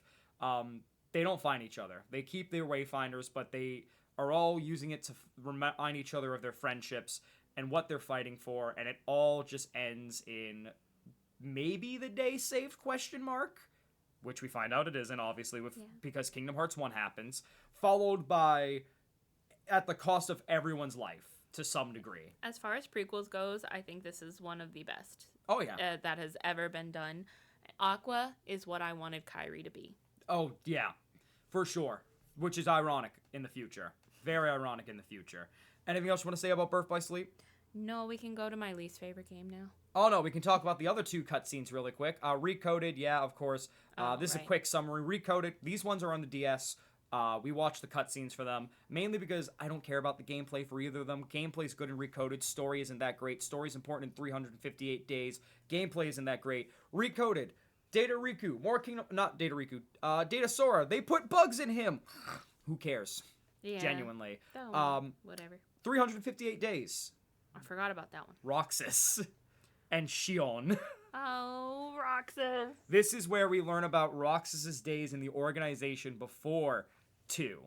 And we find his fallout. And it all begins with a mysterious third friend that was alluded to throughout. Shion. Who is basically the 14th forgotten member. Forgotten. Emphasis on the forgotten. Experiment I. The forgotten number. Or number I should say. And poor Shion. Even her identity isn't her own, as she is a part of Sora. What'd you think of the story of 358 days, honey? Because this is where you really start to form a bond with Roxas, Axel, and Shion, if you haven't, with Axel and Roxas especially. Yeah, it's a necessary game because you want us to feel more of an attachment to the 3 characters. Very important. Oh, Shion is... Yeah. Oh, it's sad. Okay, How do you feel about like Shion it. specifically? I love her. Yeah. I love her. I Yeah. wanted more from her. Yeah. Yeah. I did not get that. So how about Roxas and Axel? How did it feel with these 2 in this game? Especially because Axel, low-key, is like Ventus in a way, where he just wants his friends to stick together. Yeah, this is where we see more of Axel, and we get more of we got a very shallow part of his personality. This is where it kind of really amps up, and we see more of who he is and why he's a double agent everywhere, and why he is the way he is. not only do we learn he joined the organization or kept up with the organization to keep his friends together, but him and Saïx basically joined to find the girl that they were looking for in Birth by Sleep in a way. Mm-hmm. So, Axel, I think, had the most tragic parts of this game. He did. Roxas had some tragedy, sure, but Axel, oh, Jesus Christ, was that rough. Him and Shion's encounter is always the roughest part. Anything else you want to say about that story? Because, genuinely, it was just tragedy of the game. It was just tragedy, the game. What'd you think, though, of the cutscenes? Because you got to see more of each organization member in this. Mm-hmm. You know, what'd you think seeing the expanded personalities? Interesting. Yeah. I mean, other than our 3 main characters, I'm going to be honest, I don't remember a lot. Really? It's been a long time. I mean, Lexi is backhanded Roxas, which is always the funniest part. Funny? I don't think that's Oh, funny. it was so funny. I forget what the exact context was, but Lexi's looked at Roxas and bitch slapped him and was like, why would you say that? Yeah. Everybody had a nice little part. And then we also learn about Riku and Roxas's encounter. And that was rough. Mm-hmm. But it was a very important watch. Anything else you want to say about the story for this? No. No? You just were sad throughout? Just sad. I feel like... Because you want a different outcome for these characters because it's... For the most part, it's not their fault that they are the way they are. Yeah. They want to be more. Yep. And they're being told they can't. Because they don't have hearts. They aren't their own person. They're part of a bigger picture. And some people use that to be gigantic assholes and do anything in their means. And some people are just there, going with the flow and wanting a better life. And then there's Demix. Fucking Demix. I'm over him. We'll talk about why Benson keeps bringing up Demix. First of all, he has a stupid haircut. You be nice to my Backstreet Boy. I will not. Okay, so with that being said, do we want to talk about the mobile game, or do we want to jump right I into... never played the mobile game. Well, we watched the cutscene summary for it. Did we? Yes. I don't remember. Remember the Master of Masters and Lushu? Yes. Yeah. So we want to talk about that, or are we going to go into the Dream Drop Distance game? We can talk a little bit about the mobile game because The mobile game? I don't remember a ton of it if I'm So, being real. You watched a summary of some of the most basic parts. I still have to show you hours of cutscenes that tie things together. Oh yeah. Especially That's gonna be fun. But it's all on YouTube, thankfully. But basically, you got this very brief summary of what leads into the mobile game as a precursor. This basically follows when Keyblade wielders were abundant and explains why the Keyblade Graveyard exists, because there once was a great Keyblade war. And you meet the Lost Masters, which are these leaders of different Keyblade clans, and I'm very briefly putting it here. But the biggest piece is that you meet these two characters, Master of Masters and Lucio, who Lucio is Master of Masters' apprentice. The Master of Masters basically sees everything. He knows all. He has this big old book, and he sees everything and knows every outcome, and is basically, we find out, puppet stringing everything along according to plan, and passes everything on to Lucio, and just disappears. And Lucio now basically takes the Master of Masters' place as the apprentice, and has to puppet string along everything as well. And that's all I'm gonna say on that. Let's go into Dream Drop Distance. Let's go into Dream Drop Distance real quick. This is what happens right after Kingdom Hearts 2. They get a summon from Yen Sid, who is in this game, who is a Keyblade Master, by the way, to come see him. And basically, everything you just learned about Xehanort now comes into place here. Because somehow, Xehanort possibly will return with Ansem and Xemnas both defeated. It's like Sora, with Roxas in his Heartless form. Now that Xemnas and Ansem are both defeated, Xehanort's return is inevitable, because he's not truly dead. So, Yen Sid basically summons Riku and Sora to go through the trial of mastery to be Keyblade Masters. And they have to go through what is essentially sleeping worlds and awaken the keyholes in said worlds to bring the worlds back to light. And it goes downhill from there. Yeah. Do you want to talk about the combat in this? Because this is where we see this was a game originally on the 3DS. This had free-flowing combat, which is a lot of parkour and fun shit. I love the combat. I hate the world design because the bosses and the enemies and the worlds were originally made for a 3DS. This combat was not meant for a 3DS.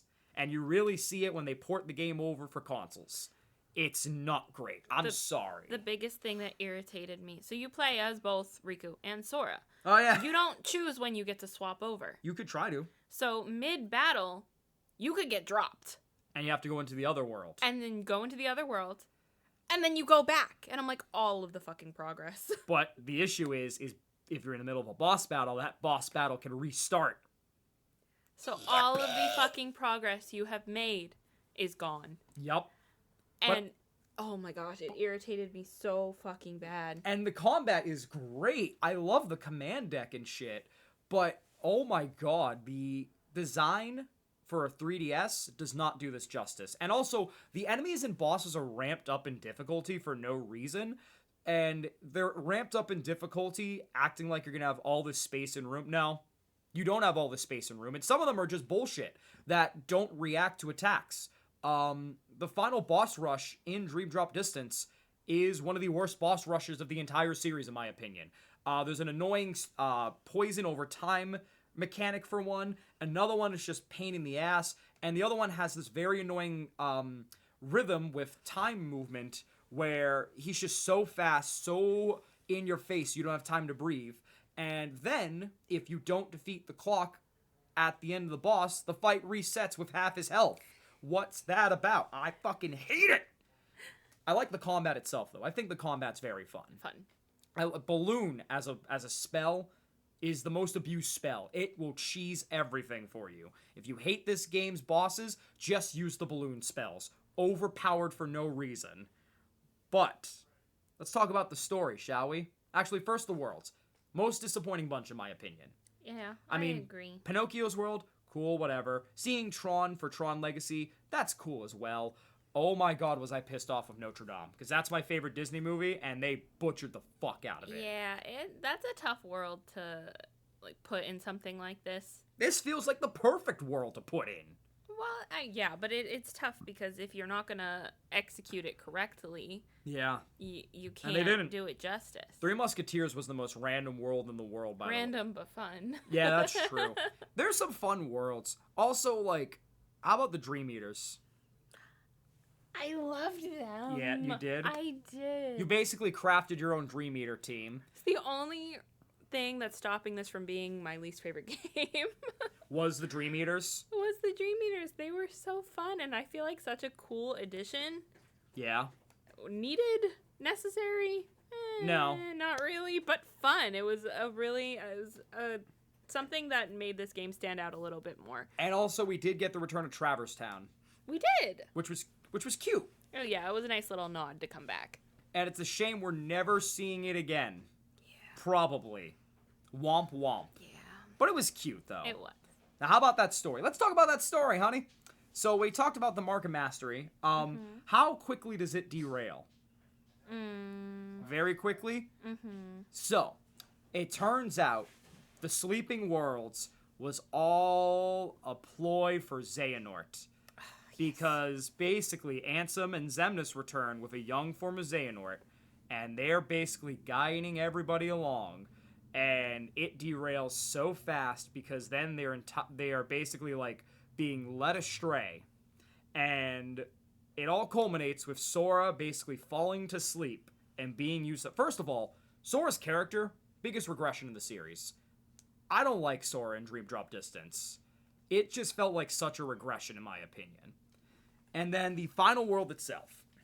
You start to see how Sora being connected to Ventus and Roxas and everybody falls into place for Xehanort. Because Xehanort apparently has been using time travel, which is now a thing, and is basically bringing back different members to make a new true Organization 13. Because in this game, we learn that Xemnas lied about all the nobodies having hearts, just so that way they had puppets to string everybody along for Xehanort's plan. Xemnas was a fucking liar. Yes, he was. And it was brilliant in my move, because it made all these interesting moves happen for no reason. So, Xehanort is basically bringing back members for the true Organization 13. 12 vessels that'll be connected to him in some way. Famously said by Xigbar as, I'm already half Xehanort. And basically Xehanort is trying to get a 13th vessel. And his options are Finn, so he wants to use Sora. So, that leads Sora to fall almost into darkness, and then he gets rescued by his friends, and Riku then fights and saves Sora from darkness and helps him wake up from sleep, which earns Riku the Mark of Mastery, making Riku, not Sora, a Keyblade Master.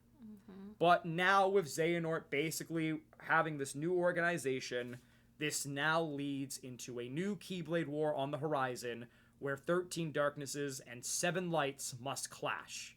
And they are very short on lights. That's no light bulbs, no lights. What'd you think? Shocking. Yeah. Surprising. I mean, because it seems like obvious that Sora is going to be the Keyblade Master. And he's not. He's not ready. I mean, to be fair, he never was meant to be the Keyblade wielder throughout. They emphasized that a lot throughout. Yeah. It was never meant to be his. But it worked out in his favor. Neither was Miles Morales as Spider-Man, and look where that got us. Yeah, but that's exactly it. That parallel of that story. He rose to the occasion. So, what'd you think of Xehanort's return? What'd you think of everything coming together? Man, fuck that guy. So, 13 darknesses and 7 light. How'd you feel about the time travel aspect? Yeah? I'm trying to find something to say that I haven't already said a million times, because I could say good, great, awesome a million times. A lot of people don't like this. Really? This is the point where everyone started to tap out, because it got really fucking weird and bullshit. Yeah, I could see how it was like, that's how you're gonna use, like, that's how you're gonna explain it, because it's been done. Yeah. But how did you feel? I don't think I really thought about it that way. I think I was just like, that makes sense. Because how is it that you are one step ahead of everything? The time travel aspect, it makes sense. It does. I mean, it really does, actually. Yeah. So, did you like that in that aspect? It's not the most original idea. Yeah. Do I think it was the best idea? Do I think they could have come up with something more creative? Possibly. Mm-hmm. But it makes sense for what we know. Oh, for sure. Absolutely. But yeah, I mean, there's a lot of interesting parts of that. What do you think of Sora and Riku's story arc in this? Sora, we talked about. It was a disappointment. Yeah. He regressed so much, it felt like, in this. But at the end of the day, he's a kid.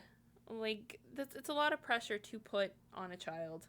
I mean, that didn't stop Riku from rising to the occasion. I think Riku's older, isn't he? A little older, but not much. Yeah. But, like, shout out, what'd you think of Riku in But this? Riku has also been through a lot more trauma at this point than Yeah. Sora. He had to grow up a lot quicker. That's true. So what'd you think of Riku's arc in this? I was happy for Riku. It did suck for Sora because we've been with him from the very beginning, but I am happy that we got to see him do the 180 and start to show that he earned his redemption. Mm-hmm. Unlike some of the parallels that we've talked about, like Anakin didn't get his redemption arc. I mean, he did, but he didn't. Yeah.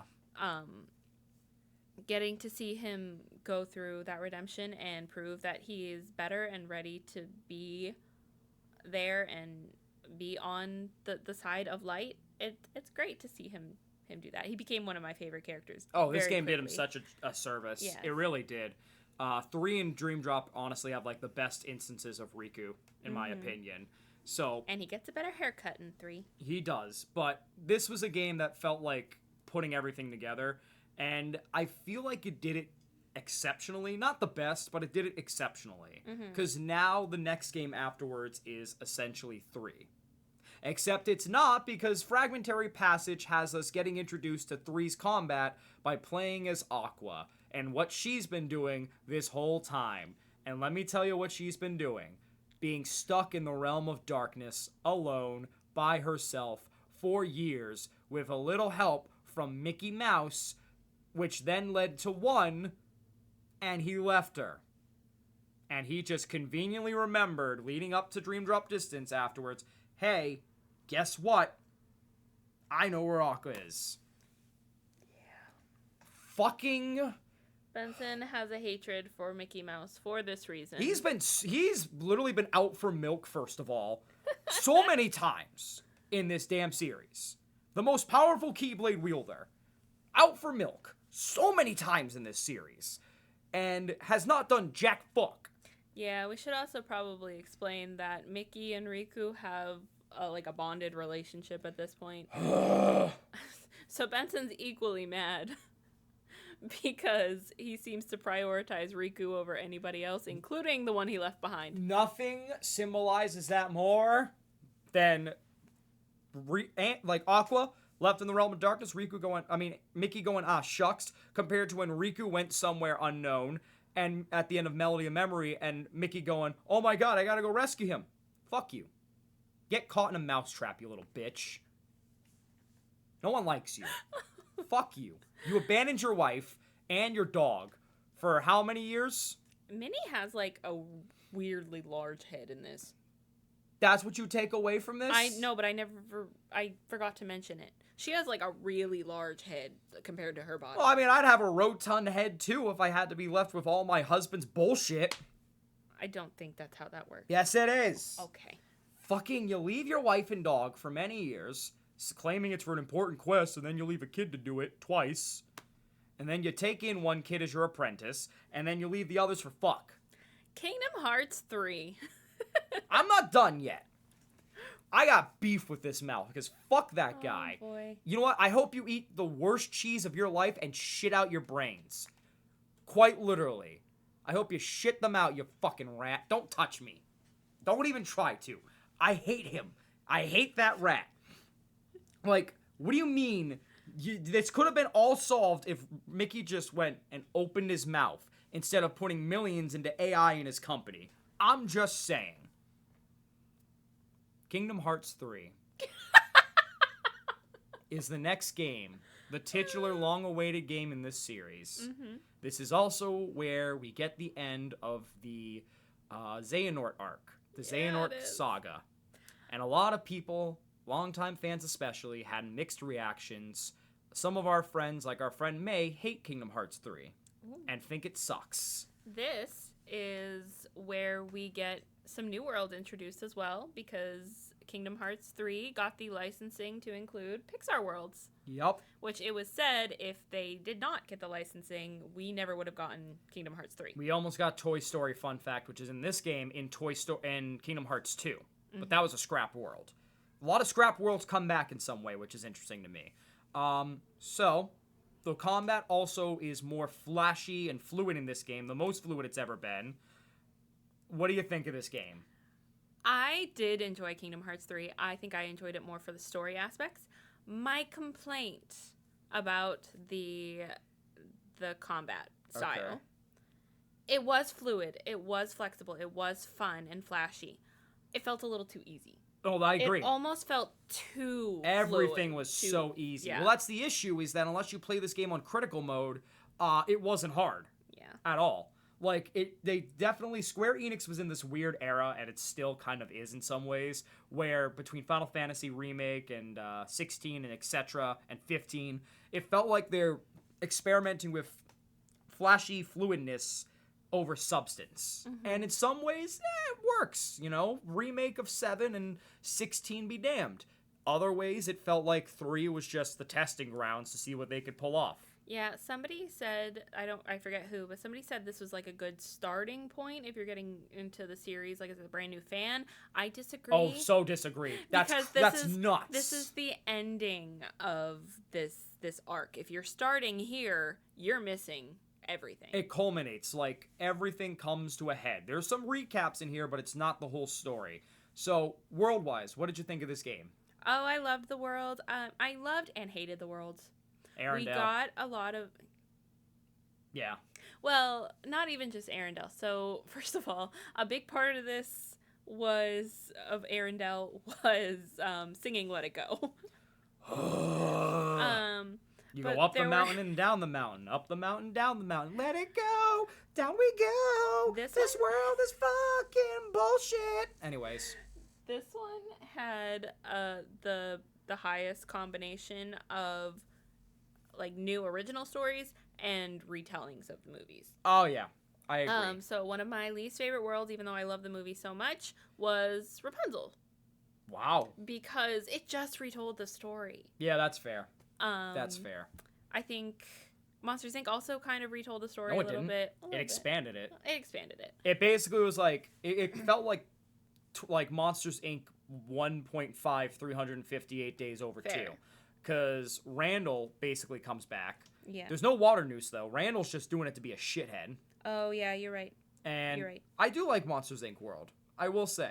I thought it was a fun world. I think my favorite was Toy Story. Oh, Toy Story is such a great it world. Was, oh, my God. You got to explore the toy store. It was so fun. You mean the mall? Yeah. Whatever it was. Well, I'll say this as well. I never thought a toy T-Rex would I never thought a toy T-Rex would basically spoil the ending for Kingdom Hearts 3 right in front of your face without telling you right in front of your face. Just gonna leave that there. Oh, we also got Big Hero 6. That one was really That was fun. a sequel. That was a sequel. Yeah. Because we got the original Baymax involved in this. What about the combat and the boss? What'd you think of the bosses? I know it probably goes back to your easy thing, but there were some cool bosses in this. Yeah, cool bosses still easy. No. I feel like the wolf. The wolf was pretty great in Arendelle. Lame World, really awesome fight. Yeah. And then the final part in the Keyblade Graveyard, every boss hit in my opinion. We got to fight Marshmallow. The fucking, if you don't know who that is, that's the damn snow monster. The big And just think, 10 minutes before, you were trying to find Olaf's body parts. But no, the Keyblade Graveyard is where everything came to a head. What about the Keyblade transformations, though? What'd you think of those as a weapon? Those were fun. Those were so cool, weren't they? Yeah, I liked those a lot. What about the attractions? Fun, but like again, goes back to flashy and not necessarily needed, just a little too easy. Because I agree. Because when you use them, it took it hit the enemies. Yeah. Like it you could have literally just used the attractions if it would let you, and you would have won. Before we get to the ending part of the story, a lot of people say the Disney worlds didn't connect to the story. I feel like I disagree, but what do you think? No, I agree. Really? I do kind of agree, yeah. Okay. Why? I don't know. I just, again, at this point, I care but don't care about the Disney plotline. They connect, though. Yeah. I mean, Olympus has always been Sora's training ground. Well, yes. Well, Olympus is always going to be there. Olympus is... There's no getting rid of Olympus at this point because it is the one world that you can use to grind. And, like, when we were playing Kingdom Hearts 1 and I couldn't beat Riku, Benson's like, you're severely underleveled. And we used the Coliseum to grind and level up. With the tournaments. But, like, it's also a good story beat because Hercules and Phil were always telling them they were never true heroes. And then they start to achieve that status the more they grow up and realize what it means to be a hero. So story-wise, Hercules is a perfect point for Sora, in my opinion. Fair. No matter what. That's why it's always one of the first worlds in a Kingdom Hearts game that's 1, 2, and 3, in my opinion. It's always been there for that. It sets the mood. I want to say Pirates of the Caribbean, bringing that back, that was a lot of fun. That was a great world, in my opinion. And again, a lot of these tie back to the main story, though. Not just Sora reclaiming himself and the power of awakening, but it ties into everything else. Big Hero 6, a lot of parallels to Roxas, and reclaiming the another half, aka the original Baymax. Pirates of the Caribbean. Everyone is looking, or Zigbar's trying to make Organization look, for a hidden box that could help them win everything, which, if you pay attention to the lore, was the Master of Masters box. And also Vexen, who is part of Organization 13, is trying to see how can one operate without a heart. Arendelle, the Princesses of Light, as a backup plan for the organization, basically is like bringing it full circle to the first game. There's great nods and subtle not-in-your-face moments that tie everything together in these worlds. We're just so used to it being so blatantly part of it that I feel like people got annoyed by that. Like, the only world that really had the weakest link, in my opinion, is probably Rapunzel. That probably had the weakest connection. But also, like, Toy Story had that as well. Something that isn't technically living having a heart and being a puppet. The toys, Buzz and Woody, Monsters, Inc., harvesting screams and fear and emotions, bringing back the unversed, essentially. It all connects back to these stories, just not the big war story. Fair. Okay, fine. You've convinced me. Thank you. It's what I do best. But do you want to talk about that finale? Let's talk about that finale. Basically, they're trying to find the lights. And hi, Binky Boo. Our little dark cat is here. Hey, Bubba. But it basically culminates in Sora trying to figure out the power of awakening while Riku and Mickey venture into the realm of darkness to find Aqua. And they find her all right, but she has been corrupted by darkness and basically is this shell of herself and gives into the despair she has always felt inside of being left alone. Yeah, the bastards. Fuck Mickey. Fuck that dude so hard. What an asshole. But actually, let's talk about Organization 13. Because throughout the game, we get to see who's a part of this new Organization 13. And it was a lot of reused characters. But they also had reserves, like Demyx. Demyx was on the back burner. They were all important some way, though, these characters. How'd you feel about that? Like, it was also reusing characters, but they were obviously important. But they were important. And, that's the thing. This series doesn't have characters just to fill a spot. They're all important in some way.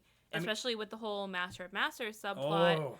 We don't know who the Master of Masters is. Oh, yeah. But, I mean, the biggest scene that shows why this organization exists is after Arendelle, where it's Marluxia, Larxene, Luxord, and Demyx with Xemnas. And Xemnas is talking about, how do you think we chose everybody? And then he's going over the list of how they chose. And then he goes, so tell me, why do you think we chose you guys in the original organization and now? And it turns out, if you know the mobile game well, especially from Marluxia and Larxene, they are part of the original Keyblade War from the mobile game. Marluxia's sister died because of Ventus, and Larxene was tagging along with Marluxia since the beginning. But now it opens the idea of, what does this mean for Demyx and Luxord? What the hell does that mean? We don't know still, by the way. We don't know yet. But basically, Xemnas was like, we chose you because you had connections to the original war, and you're going to awaken that untapped potential within you. And even then, I think that cutscene shows alone this isn't just a nostalgia fest. It's bringing the lore from the series connected all together in some way. And I thought that was fucking awesome. Really fucking awesome. Yeah.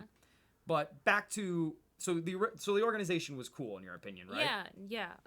Very complex, interesting. Probably some of my favorite villains. Oh, for sure. I mean, even like the reserves, like Vexen, who was brought back because of his idea of making replicas. Because everybody that time traveled, their heart through time is placed in a replica because Vexen made them. But Vexen also has his own character arc because he's looking for his old master Ansem the Wise, along with Ienzo. So everybody gets some closure to some degree in this, or is played up to some part in the next arc coming up. Marluxia, Larxene, Luxord, and Demyx being those next parts. But there are characters like Vexen that get closures. What you think of the closure for some of these guys? Like Vexen and Ansem the Wise. I mean, this whole game was about getting closure for everybody. Yeah, even if we didn't agree with it. Ansem the Wise, I still find wild. This man experimented on kids. Yeah, it's a hard thing to do well, because at some point you're like, these people didn't deserve this arc. Yeah. Vexen is definitely one of those people that you can go 50-50 on. 50-50 on, for sure. Ienzo, I did like his arc. He always felt like he was a small piece in a bigger plan. And I'm glad Ienzo got his closure as well. That was great. And then there's, Dylan, who didn't have a single piece of line in this, but whatever, I guess. Whatever, couldn't get the voice actors, I guess. But let's talk about the ending part. From Sora rescuing Aqua on. This has now become gathering the lights to fight the darknesses. How'd that finale go for you? I cried so many times. It began with Aqua, didn't it? I began with Aqua. Yep. At this point, Sora has a lot of hearts in him. Yeah, he's using this power of awakening very loosely, which he is warned later on through young Xehanort. There's not going to be good results from it, which we'll get into. We'll get into that. How do you want to go about this? Do you want to spoil it right away? Well, let's just talk about leading up to it. Let's talk about the finale. So he's rescuing and awakening everybody, and basically redeeming everybody. Aqua brought out of the realm of darkness. Yes. Then they go and awaken Ventus. And that was something for you, wasn't it? Ventus, that reunion, so sweet. I mean, it wasn't as emotionally impactful as later on. I mean, Ventus's line of "thank you for always keeping me safe" gets me every time. Yeah, but I mean, because he really was the true innocent in this whole thing. If there's one innocent body in this entire series, it's Ventus. Oh, yeah. He didn't want the fighting. He didn't even necessarily care about the Keyblade. He just wanted to be with his friends. Yeah, I mean, it was a tough watch. And so now at this point, by the way, we forgot to mention, Axel's a Keyblade wielder now. So basically, while all this is going on, Kairi and Axel, because Kairi also picked up a Keyblade in Kingdom Hearts 2 briefly, are all training to be Keyblade wielders. Remember when we said Kairi had hidden potential? This was in Kingdom Hearts 2, when Riku basically gave Kairi a Keyblade and said, "Here you go." And we learned she can wield Keyblades too. So at the end of Dream Drop Distance, when gathering more Keyblade wielders, he has Kairi brought to Yen Sid's tower, where she's training with Axel. Because at the end of Dream Drop Distance, Axel's like, "Yeah, I want to be a Keyblade wielder too. I just can't figure it out." And it's the funniest cutscene ever, because he goes, "Maybe it's in the snap of the..." And your reaction was great. I don't know if you were laughing or surprised or both, because he literally just goes, "Might be the snap of the wrist." And then he summons his Keyblade, and he just goes, "Oh." What'd you think of that, by the way? I love him so much. He's so sassy. He doesn't know what the hell is going on. He's just here for it. Yeah. I love him. He's great. I love him so much. But, like, basically now we're going to the Keyblade graveyard for this battle. And everyone gets their ass handed to them. Aqua and Ventus had just woken up. Lee and Kairi have no training, or have rush training. Everyone's getting their ass handed to them. And then basically, like, again, going back to the time travel / rescuing hearts thing, Sora saves everybody. They redo the events. It's a whole thing with this Afterlife 2 with Chirithy, which... How'd you feel about Chirithy, by the way? Meh. Yeah, me too. Fucking his... Buddy, what are you talking about? But, like, we also get, through this afterlife, some teasing of Naminé's return, because Naminé's disembodied voice is there, and Sora's like, don't worry, I'll save you again. And then we also get a teaser for a later plot point for Kingdom Hearts 4. Anyways, but we redo the events of the original fight that knocked everyone out. Now with Terra, the armor from Kingdom Hearts 2, coming back and taking on Terra's physical form, which then diverts attention away. And now we get into the clash of lights and darknesses. A lot of them were simple fights like Xigbar and Data and Replica Riku. Riku is also a member, but it's Replica Riku, not Kingdom Hearts 1 Riku. So Replica Riku gets his closure as well, we've kind of not talked about. Yeah. But he gets his closure and gives Riku the chance to save Naminé by giving her a body to be in with the replica he once was in. So that happens. That was fucked up too. I mean, how'd you feel? Replica Riku in Chain of Memories was just someone struggling with their identity. I don't think it clicked in you for a while until that part. Yeah. What happened? Yeah. But how'd that go for you? I think it was a battle he needed to fight, because at this point, like, we've seen him, like, saying that he's changed, and like Replica Riku literally needed this for himself. Yeah. So that happened. And then there's other stuff like Luxord and Marluxia and Larxene who all go down. Marluxia was a little bit of sentimentality to it. Luxord gave Sora something that's basically a wild card. We don't know what it is yet, but said you might need it eventually. We'll get into that as well. And then it culminates into the final part, where we fight Saïx and the other member who's been hidden, Xion. And on the other end, it's Vanitas and Terra. Which one do you want to tackle first? I don't know. Let's tackle them both. This is where we get the final completion of our lights returning. So first of all, Xemnas kidnaps Kairi. Boo! Again. For the 13th time. Not 13. Yeah, pretty much. But Xion is not happy because she's brought back and nobody remembers her. She has to fight her friends. And it's not fun. No. So what... But, like, they all kind of, like, they know there's something missing. They just don't know what it is. Mm-hmm. Now, this is also tying back to Saïx and Axel, because Saïx is a jealous boyfriend. Yeah. Very jealous boyfriend of Axel, thinking that Axel moved on and forgot their original purpose. But this also signifies the return of two very important characters, Roxas and Terra. If you may remember, basically, Ansem the Wise and Vexen and Demyx get their closure because they defect from the organization. Yeah. And they help out by getting a vessel, a replica, for the good guys. Now, we don't know what this replica is for. We think it's for Naminé, but it's not, because then that's what Riku gets. The other replica they used is to get Roxas his own body. And he gets to be his own person. Are you okay? That's the part that made me cry so much. I heard the voice. Oh, yeah. So Voiced basically... by Jesse McCartney, by the way. Yep, very important. Basically, Xemnas is beating the shit out of everybody. And then Xion wants to finish the job, but she can't bring herself to. So Xemnas kicks her aside, and then basically is like gonna finish the job. Something happens where like a light travels from Sora, laser rains down, and I had no idea what you were thinking at this point. I think you were confused. You had no idea who it was. Yeah, well, I was like, wait, what are they gonna do? Because like at this point, they can't bring back Roxas, can they? So then the dust happens. The dust settles. You hear the voice. And it's Roxas. Oh, she lost it. I lost it. As soon as I heard the voice, I'm like, no. I lost it too when I first played. What a twist. And you knew it was coming at some point because Sora did promise he would find a way for Roxas to exist too. And he kept his promise. He did. He did. And Roxas gets to exist. And Saïx basically gets his closure. And the trio of Xion, Axel, and Roxas get reunited. How did that make you feel? Oh, God, emotional. It was a brief reunion because Axel didn't know what to say.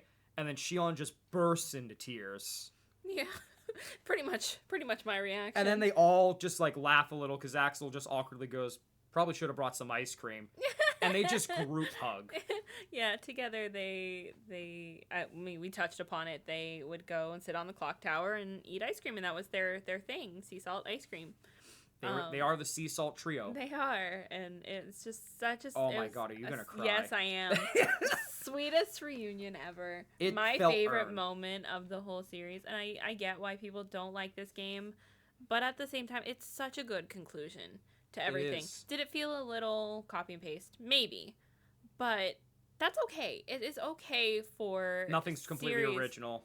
Like, it's okay for series like this to not have completely original ideas at times. As long as the ideas that they are using are used well. I think they used it very well. In my opinion, this one does. That it's okay. There's never going to be another original idea, at least not for a long time. Like, you need to dig to find something that is not, or that is original. They did a good job with this. I think everyone got their redemption arc. Everyone got their closure, and we'll get into that, though. But everyone that was a part of Sora's life gets to, exist again without being a part of something bad. Mm-hmm. Terra included, because Sora helps free him. And we get that conclusion. How'd it feel seeing Terra again? Bittersweet. Yeah. I mean, because it's one of those things that you feel like he's going to get his redemption, but it was hard to watch him go through that. Yeah, descend. Yeah. Or another word that means that I need a thesaurus. I get what you mean. But it was earned. It was fun, I mean, they get to reunite as well. You want to talk about sad. This is the original trio that set everything forward for Kingdom Hearts in their own way. Yeah. And it felt good to see. It was a little... I connected to them, but I also don't know if I fully connected to them just because of how late in the series they joined us. That's fair. I feel like there's just much more of a connection to Roxas and that's valid. Axel that's valid. Than there is with the original trio. Yeah, they even connect to Terra, Aqua, and Ven in some way, so that's also valid. It still is a sweet reunion. Mm-hmm. And then we get to the finale, where everything's going to plan for Xehanort. We finally say goodbye to Xemnas and Ansem because they get defeated. That kind of made me sad. Mm-hmm. Xemnas finally realizes too late what it means to have a heart, and I don't know how you feel about this. That was a bittersweet one. Yeah. I think the one that gets me is Ansem's ending. Because Riku and Ansem been going back and forth, and Ansem's running joke, as always in the series, is he does devolve from this interesting character and just darkness, the man. Mm-hmm. This felt like the culmination of it all. Because he basically admits he knew he wasn't strong enough. And then when and he wanted to, part of him wanted to basically betray everything.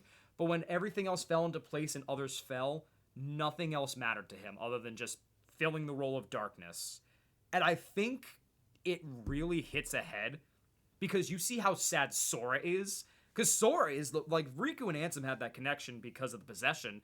Yes, but Sora also fought Ansem and has seen him since the beginning. And Ansem just kind of looks at him and goes, oh, it's time to move on, dude. And basically goes back to, their fight in 1 where Ansem's opening line was, you've come so far and yet you understand nothing. His final line to Sora in this, it's time to move on. There is so much to seek, go forth now and seek it. And then he dies. Mm-hmm. How about that? Yeah, that was... bittersweet, even though you've grown to, hate these villains? A bittersweet thing because they, you hate them because they're good villains. I mean, they were even victims of Xehanort in a way. But that's the big thing. Much like you kind of, you want Anakin to find the light side. You want these villains to find the light too because they are being manipulated. Even though they can't exist without... It's like Roxas. They can't exist on their own is the issue. Once they're done, they're done. They have to go back for someone to exist. Yeah. They knew their purpose and they carried it out. And thinking it was all about pain and suffering. It is. It's hard. And especially Ansem. He's been here since the first game. That was, such a sad thing to see, honestly. And, like, it wasn't treated as a fuck you type of goodbye. It was treated as a tragic thing, which sucks, except for young Xehanort. Young Xehanort literally looks and goes, I'm going back to my time. This is all inevitable. Fuck you, Sora. Never liked that guy. That's literally all he does. He's like, fuck you, Sora. Yeah, pretty much. That's basically it. Pretty much. And then Xehanort's like, I need one more vessel to complete the Keyblade and get to Kingdom Hearts. And then he kills Kairi. One part of me, when I first played this, was like, no, are you kidding me? But another part in retrospect goes, oh, fuck you. Yeah. Because she didn't do anything. Yeah. No. So then, basically, Sora fights Xehanort. They all fight. Xehanort dies with his boyfriend Ericus, who actually, when he died, went into Terra and protected Terra from completely succumbing to darkness, hence the empty armor. Everyone gets their goodbyes, and then Kairi is still out there and wants to use the power of waking one last time to go rescue Kairi. So this happens, and everyone gets their happy ending. Everyone goes back to their respective worlds, and they all get their happy ending. And Yep. then and then we all get to see Sora and Kairi together. Yay, one more happy ending. Yep. Sure does. What happened, honey? That's exactly what happened. Nothing else happened. Oh, no. I'll say it then. So, remember when I said everyone gets their happy ending and everyone around Sora gets theirs happy ending because of Sora? No, Sora doesn't get his happy ending. He essentially dies and gets Thanos snapped. They make it sound like, or they make it look like everybody gets their happy ending and that Sora's with Kairi and everybody else back on Destiny Islands, and that's not what happened. No, the one part I think I started to see your face change a little was when they showed Kairi crying. And that for a lot of us was like, why is she crying? Is she happy? And then it pans out and he starts to fade and you go, what just happened? I was not happy, and we don't know. I am gonna cry. Do not point and laugh at me. You look like a terrible partner. Bitch! Fucking asshole. I actually hate you. Yeah, so we still don't have any answers to that. No, but basically Sora is in this place called Quadranum that we know, which we'll get into in a second. But basically, he dies. And it comes full circle because Sora always got a happy ending at the expense of everyone else. Now it was him to return the favor, and it costed everything. How was that, honey? Fucking hate every minute of it. How'd you feel about that ending? I refuse to admit that it is a thing. No. He's fine. He is just on a trip. He's on a trip to the real world. He went to go get milk. Oh, yeah, of course. And maybe he'll return like King Mickey did. Which brings us to the other ending. The next cutscene that sets up the next arc. Well, we're not done yet because Xehanort's Keyblade spins out of the sky. And you see the chain and you go, wait, that looks awfully familiar. That looks like the Master of Masters chain. A hooded figure picks it up and goes, finally where it belongs. And it turns out those lost masters from the Keyblade War are brought back by Lushu.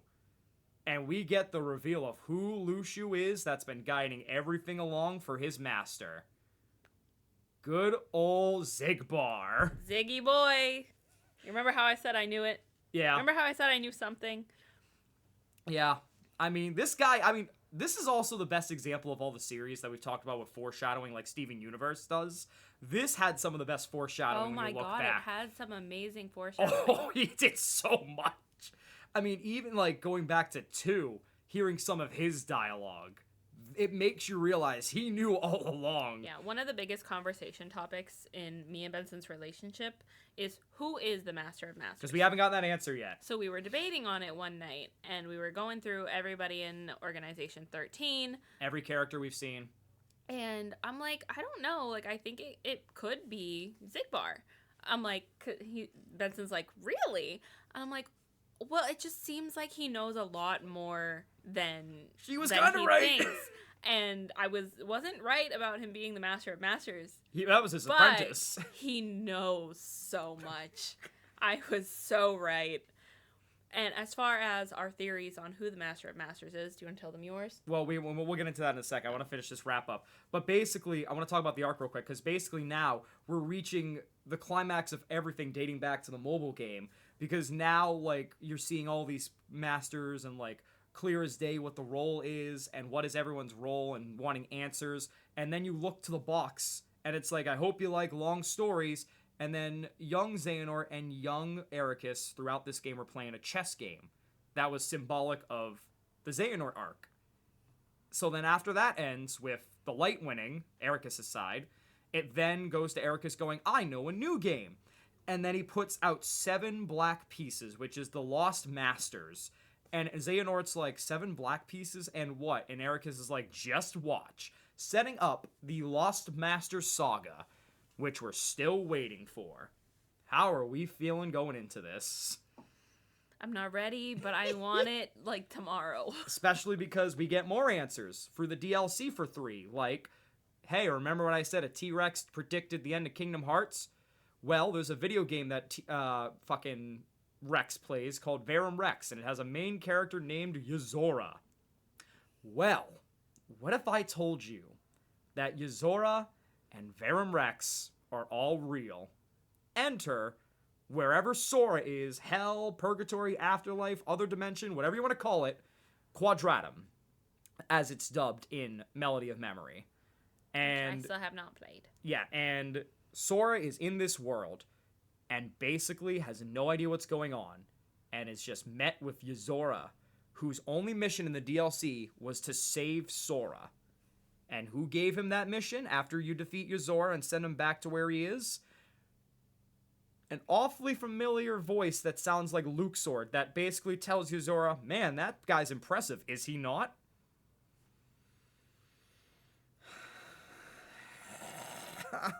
I think it's safe to say we are ready for the Kingdom Hearts 4. We got the trailer 6 years ago.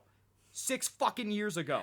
We were supposed to get a spin-off mobile game that connects the mobile game, the original mobile game, and Kingdom Hearts, and they canceled it, and they're focusing on 4. We have not gotten any updates since that original trailer. We got some screenshots a year ago. Nothing specific. Like, the teaser trailer we got was Sora in the real world, Donald and Goofy looking for Sora in hell with Hades, essentially, and we got Marluxia's dead sister in Quadratum as well. We don't know anything else. We don't know anything. There's no teaser trailer. There's nothing. There's no update. They're so in the dark about it, and everyone's speculating like, oh, it'll be this year, it'll be next year. I just want a trailer. Well, I want a release date, please. let's talk some theories before we start. Oh, Master of Masters? Master of Masters. Who do Okay. you think the Master of Masters is? I got 2.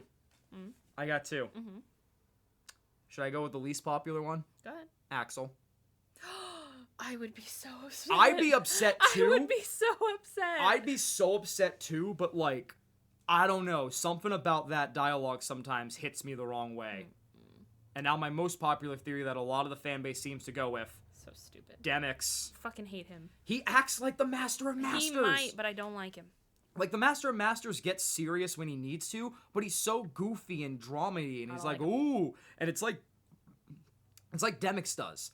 My biggest thing, and I think a lot of people pointed to this, is in Kingdom Hearts 2 when you fight Demyx and Hollow Bastion.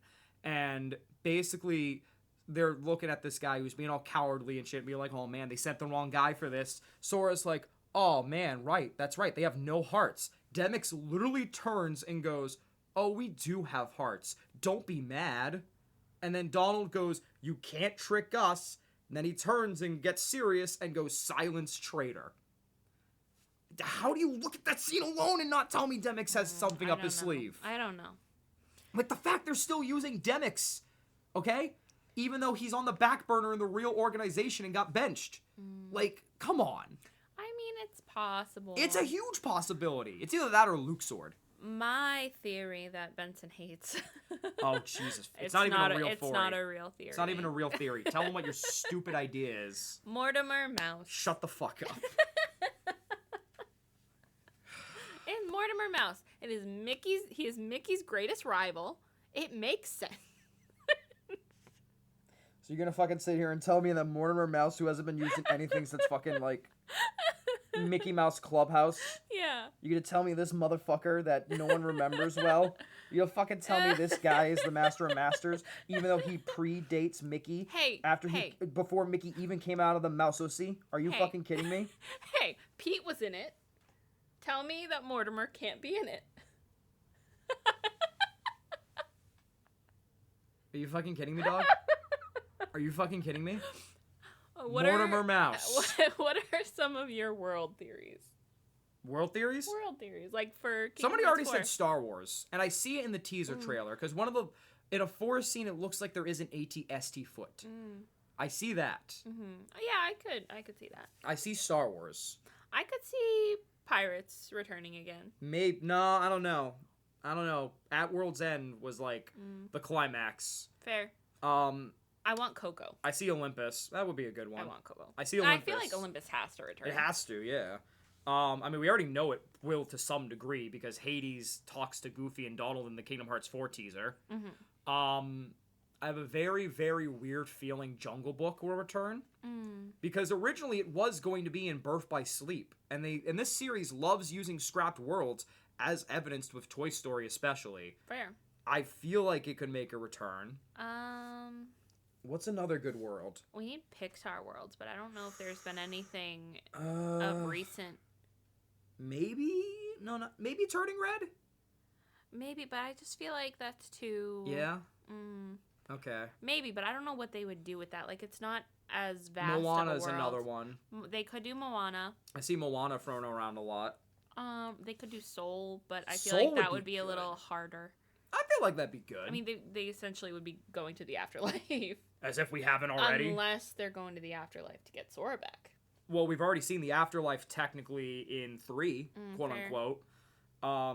What else could there be? Maybe a returning world? I could see another returning world, like maybe Toy Story again. Maybe Toy Story again. I feel like they could do Nemo, but they would have to be really careful to separate it from Atlantica.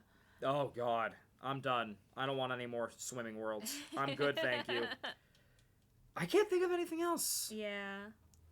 I don't know. I'm intrigued to see what they do. Maybe the Final Fantasy world. I mean, Cloud and Sephiroth have disappeared several times. Maybe we'll get something related to Final Fantasy in some regard. Yeah. That'd be interesting. Well, let us know some of your theories. Wait, what is your Master theory? Like, actual theory? I don't know if I really have one. I have a lot of people that I'd be sad if it was. And I'll be pissed if it ends up being Sora from the future. Can I be another one? I'll be pissed. Can I throw another one? What if it isn't Sora from the future? 2 actually now. What if it isn't from Sora from the future, but just Sora himself? I would be so... That'd be wild. I would be so mad. I feel like that's too on the nose. Okay, hear me out. Fucking Kyrie. I don't know. No, because we've heard his voice. No, we've heard his voice, but like... Unless Kyrie's going through a transition that we've never heard about. Well, I mean... Okay, wait a minute. Lushu did show that it's not the same person and same form. Remember when he said I had to cast my old form away? Because there is a form of Lushu that we see twice in both mobile games. Xehanort's precursor one and the original mobile game.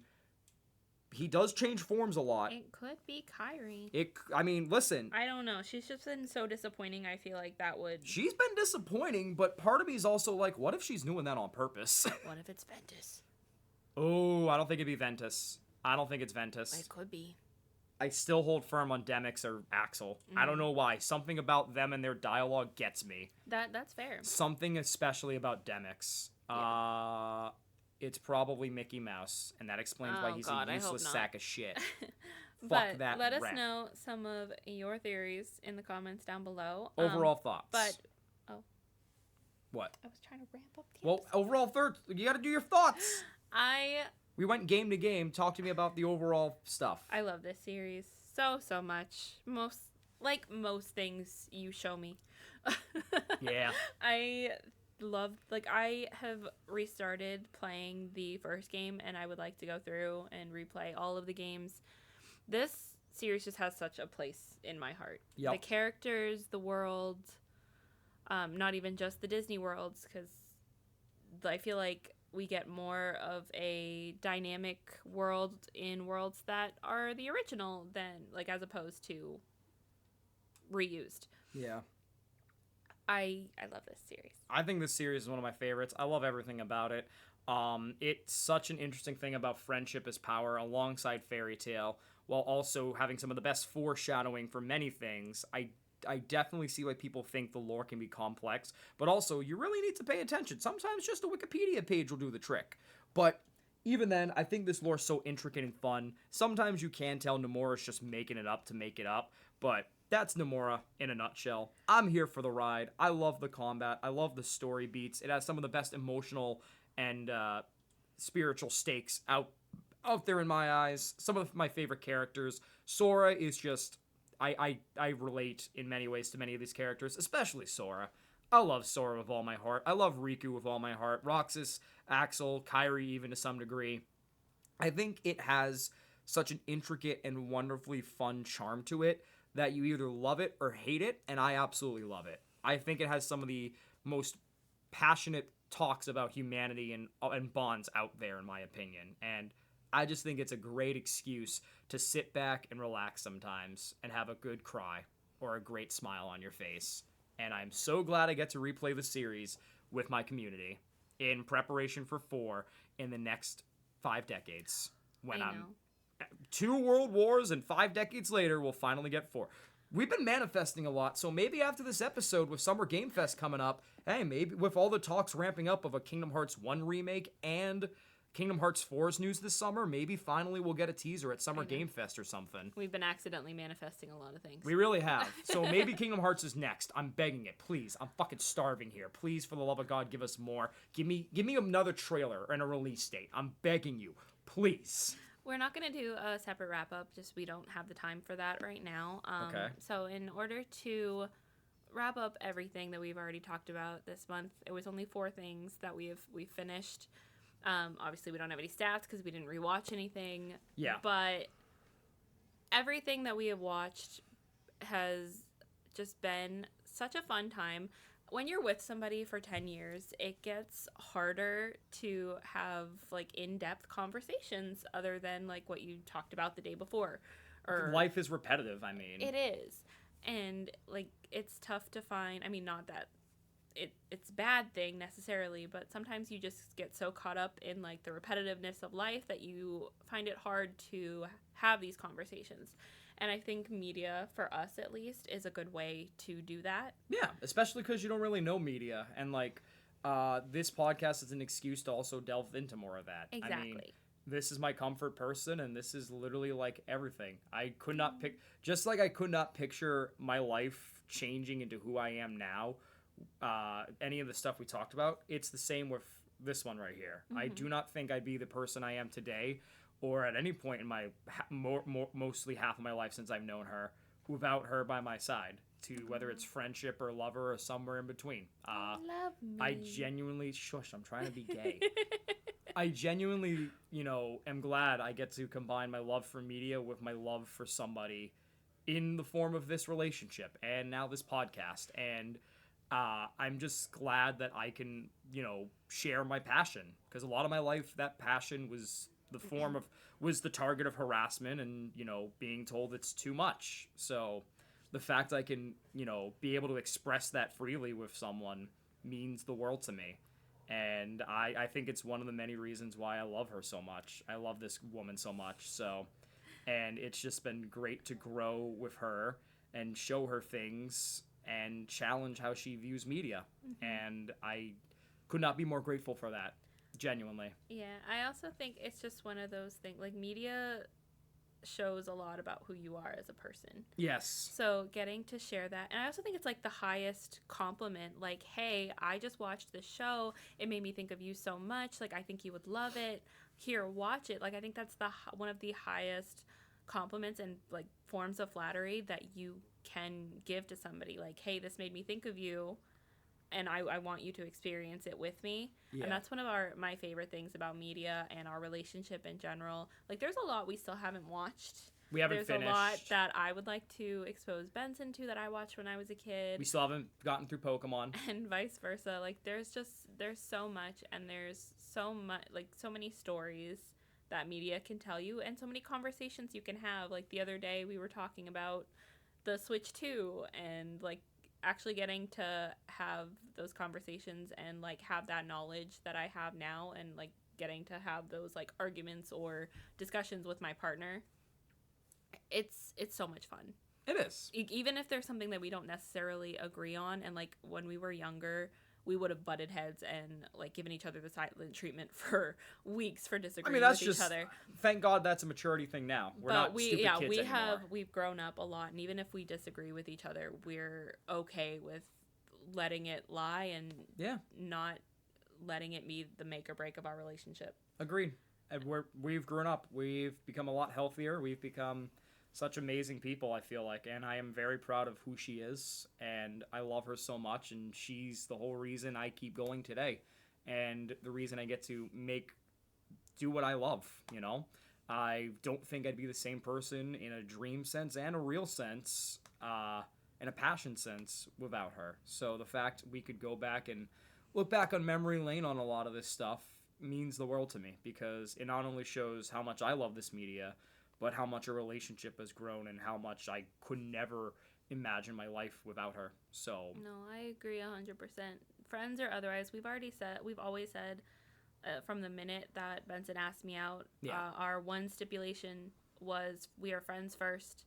It does not matter what happens with us, if we break up, whatever. Yeah. If we disagree, we are friends first. Agreed. And we need to be able to call each other out on our shit. Mm-hmm. And you know, we just need to have each other's backs. And so no matter what, that is like what we have gone through our entire relationship basing it off of is that we are friends first and foremost. And everyone says like, don't marry your best friend, blah, blah, blah. It's so cliche. No, you need, your partner needs to be your best friend. Yeah. Too late, assholes. Media is just one of the ways that we can share that experience. Agreed. And it's actually a pretty big way. It is. It really is. So, what a great month. It is 2.5 hours later. I knew this was going to be a long one. Thank you so much for hanging out with us in the Ketchup Corner. Let us know your theories for Kingdom Hearts 4. Let us know your experience with Kingdom Hearts 4, who your favorite characters are, if you didn't like some of the games that we did. Oh, I'm intrigued to see. Or vice versa. Just be respectful. We don't care if you have an opposing opinion.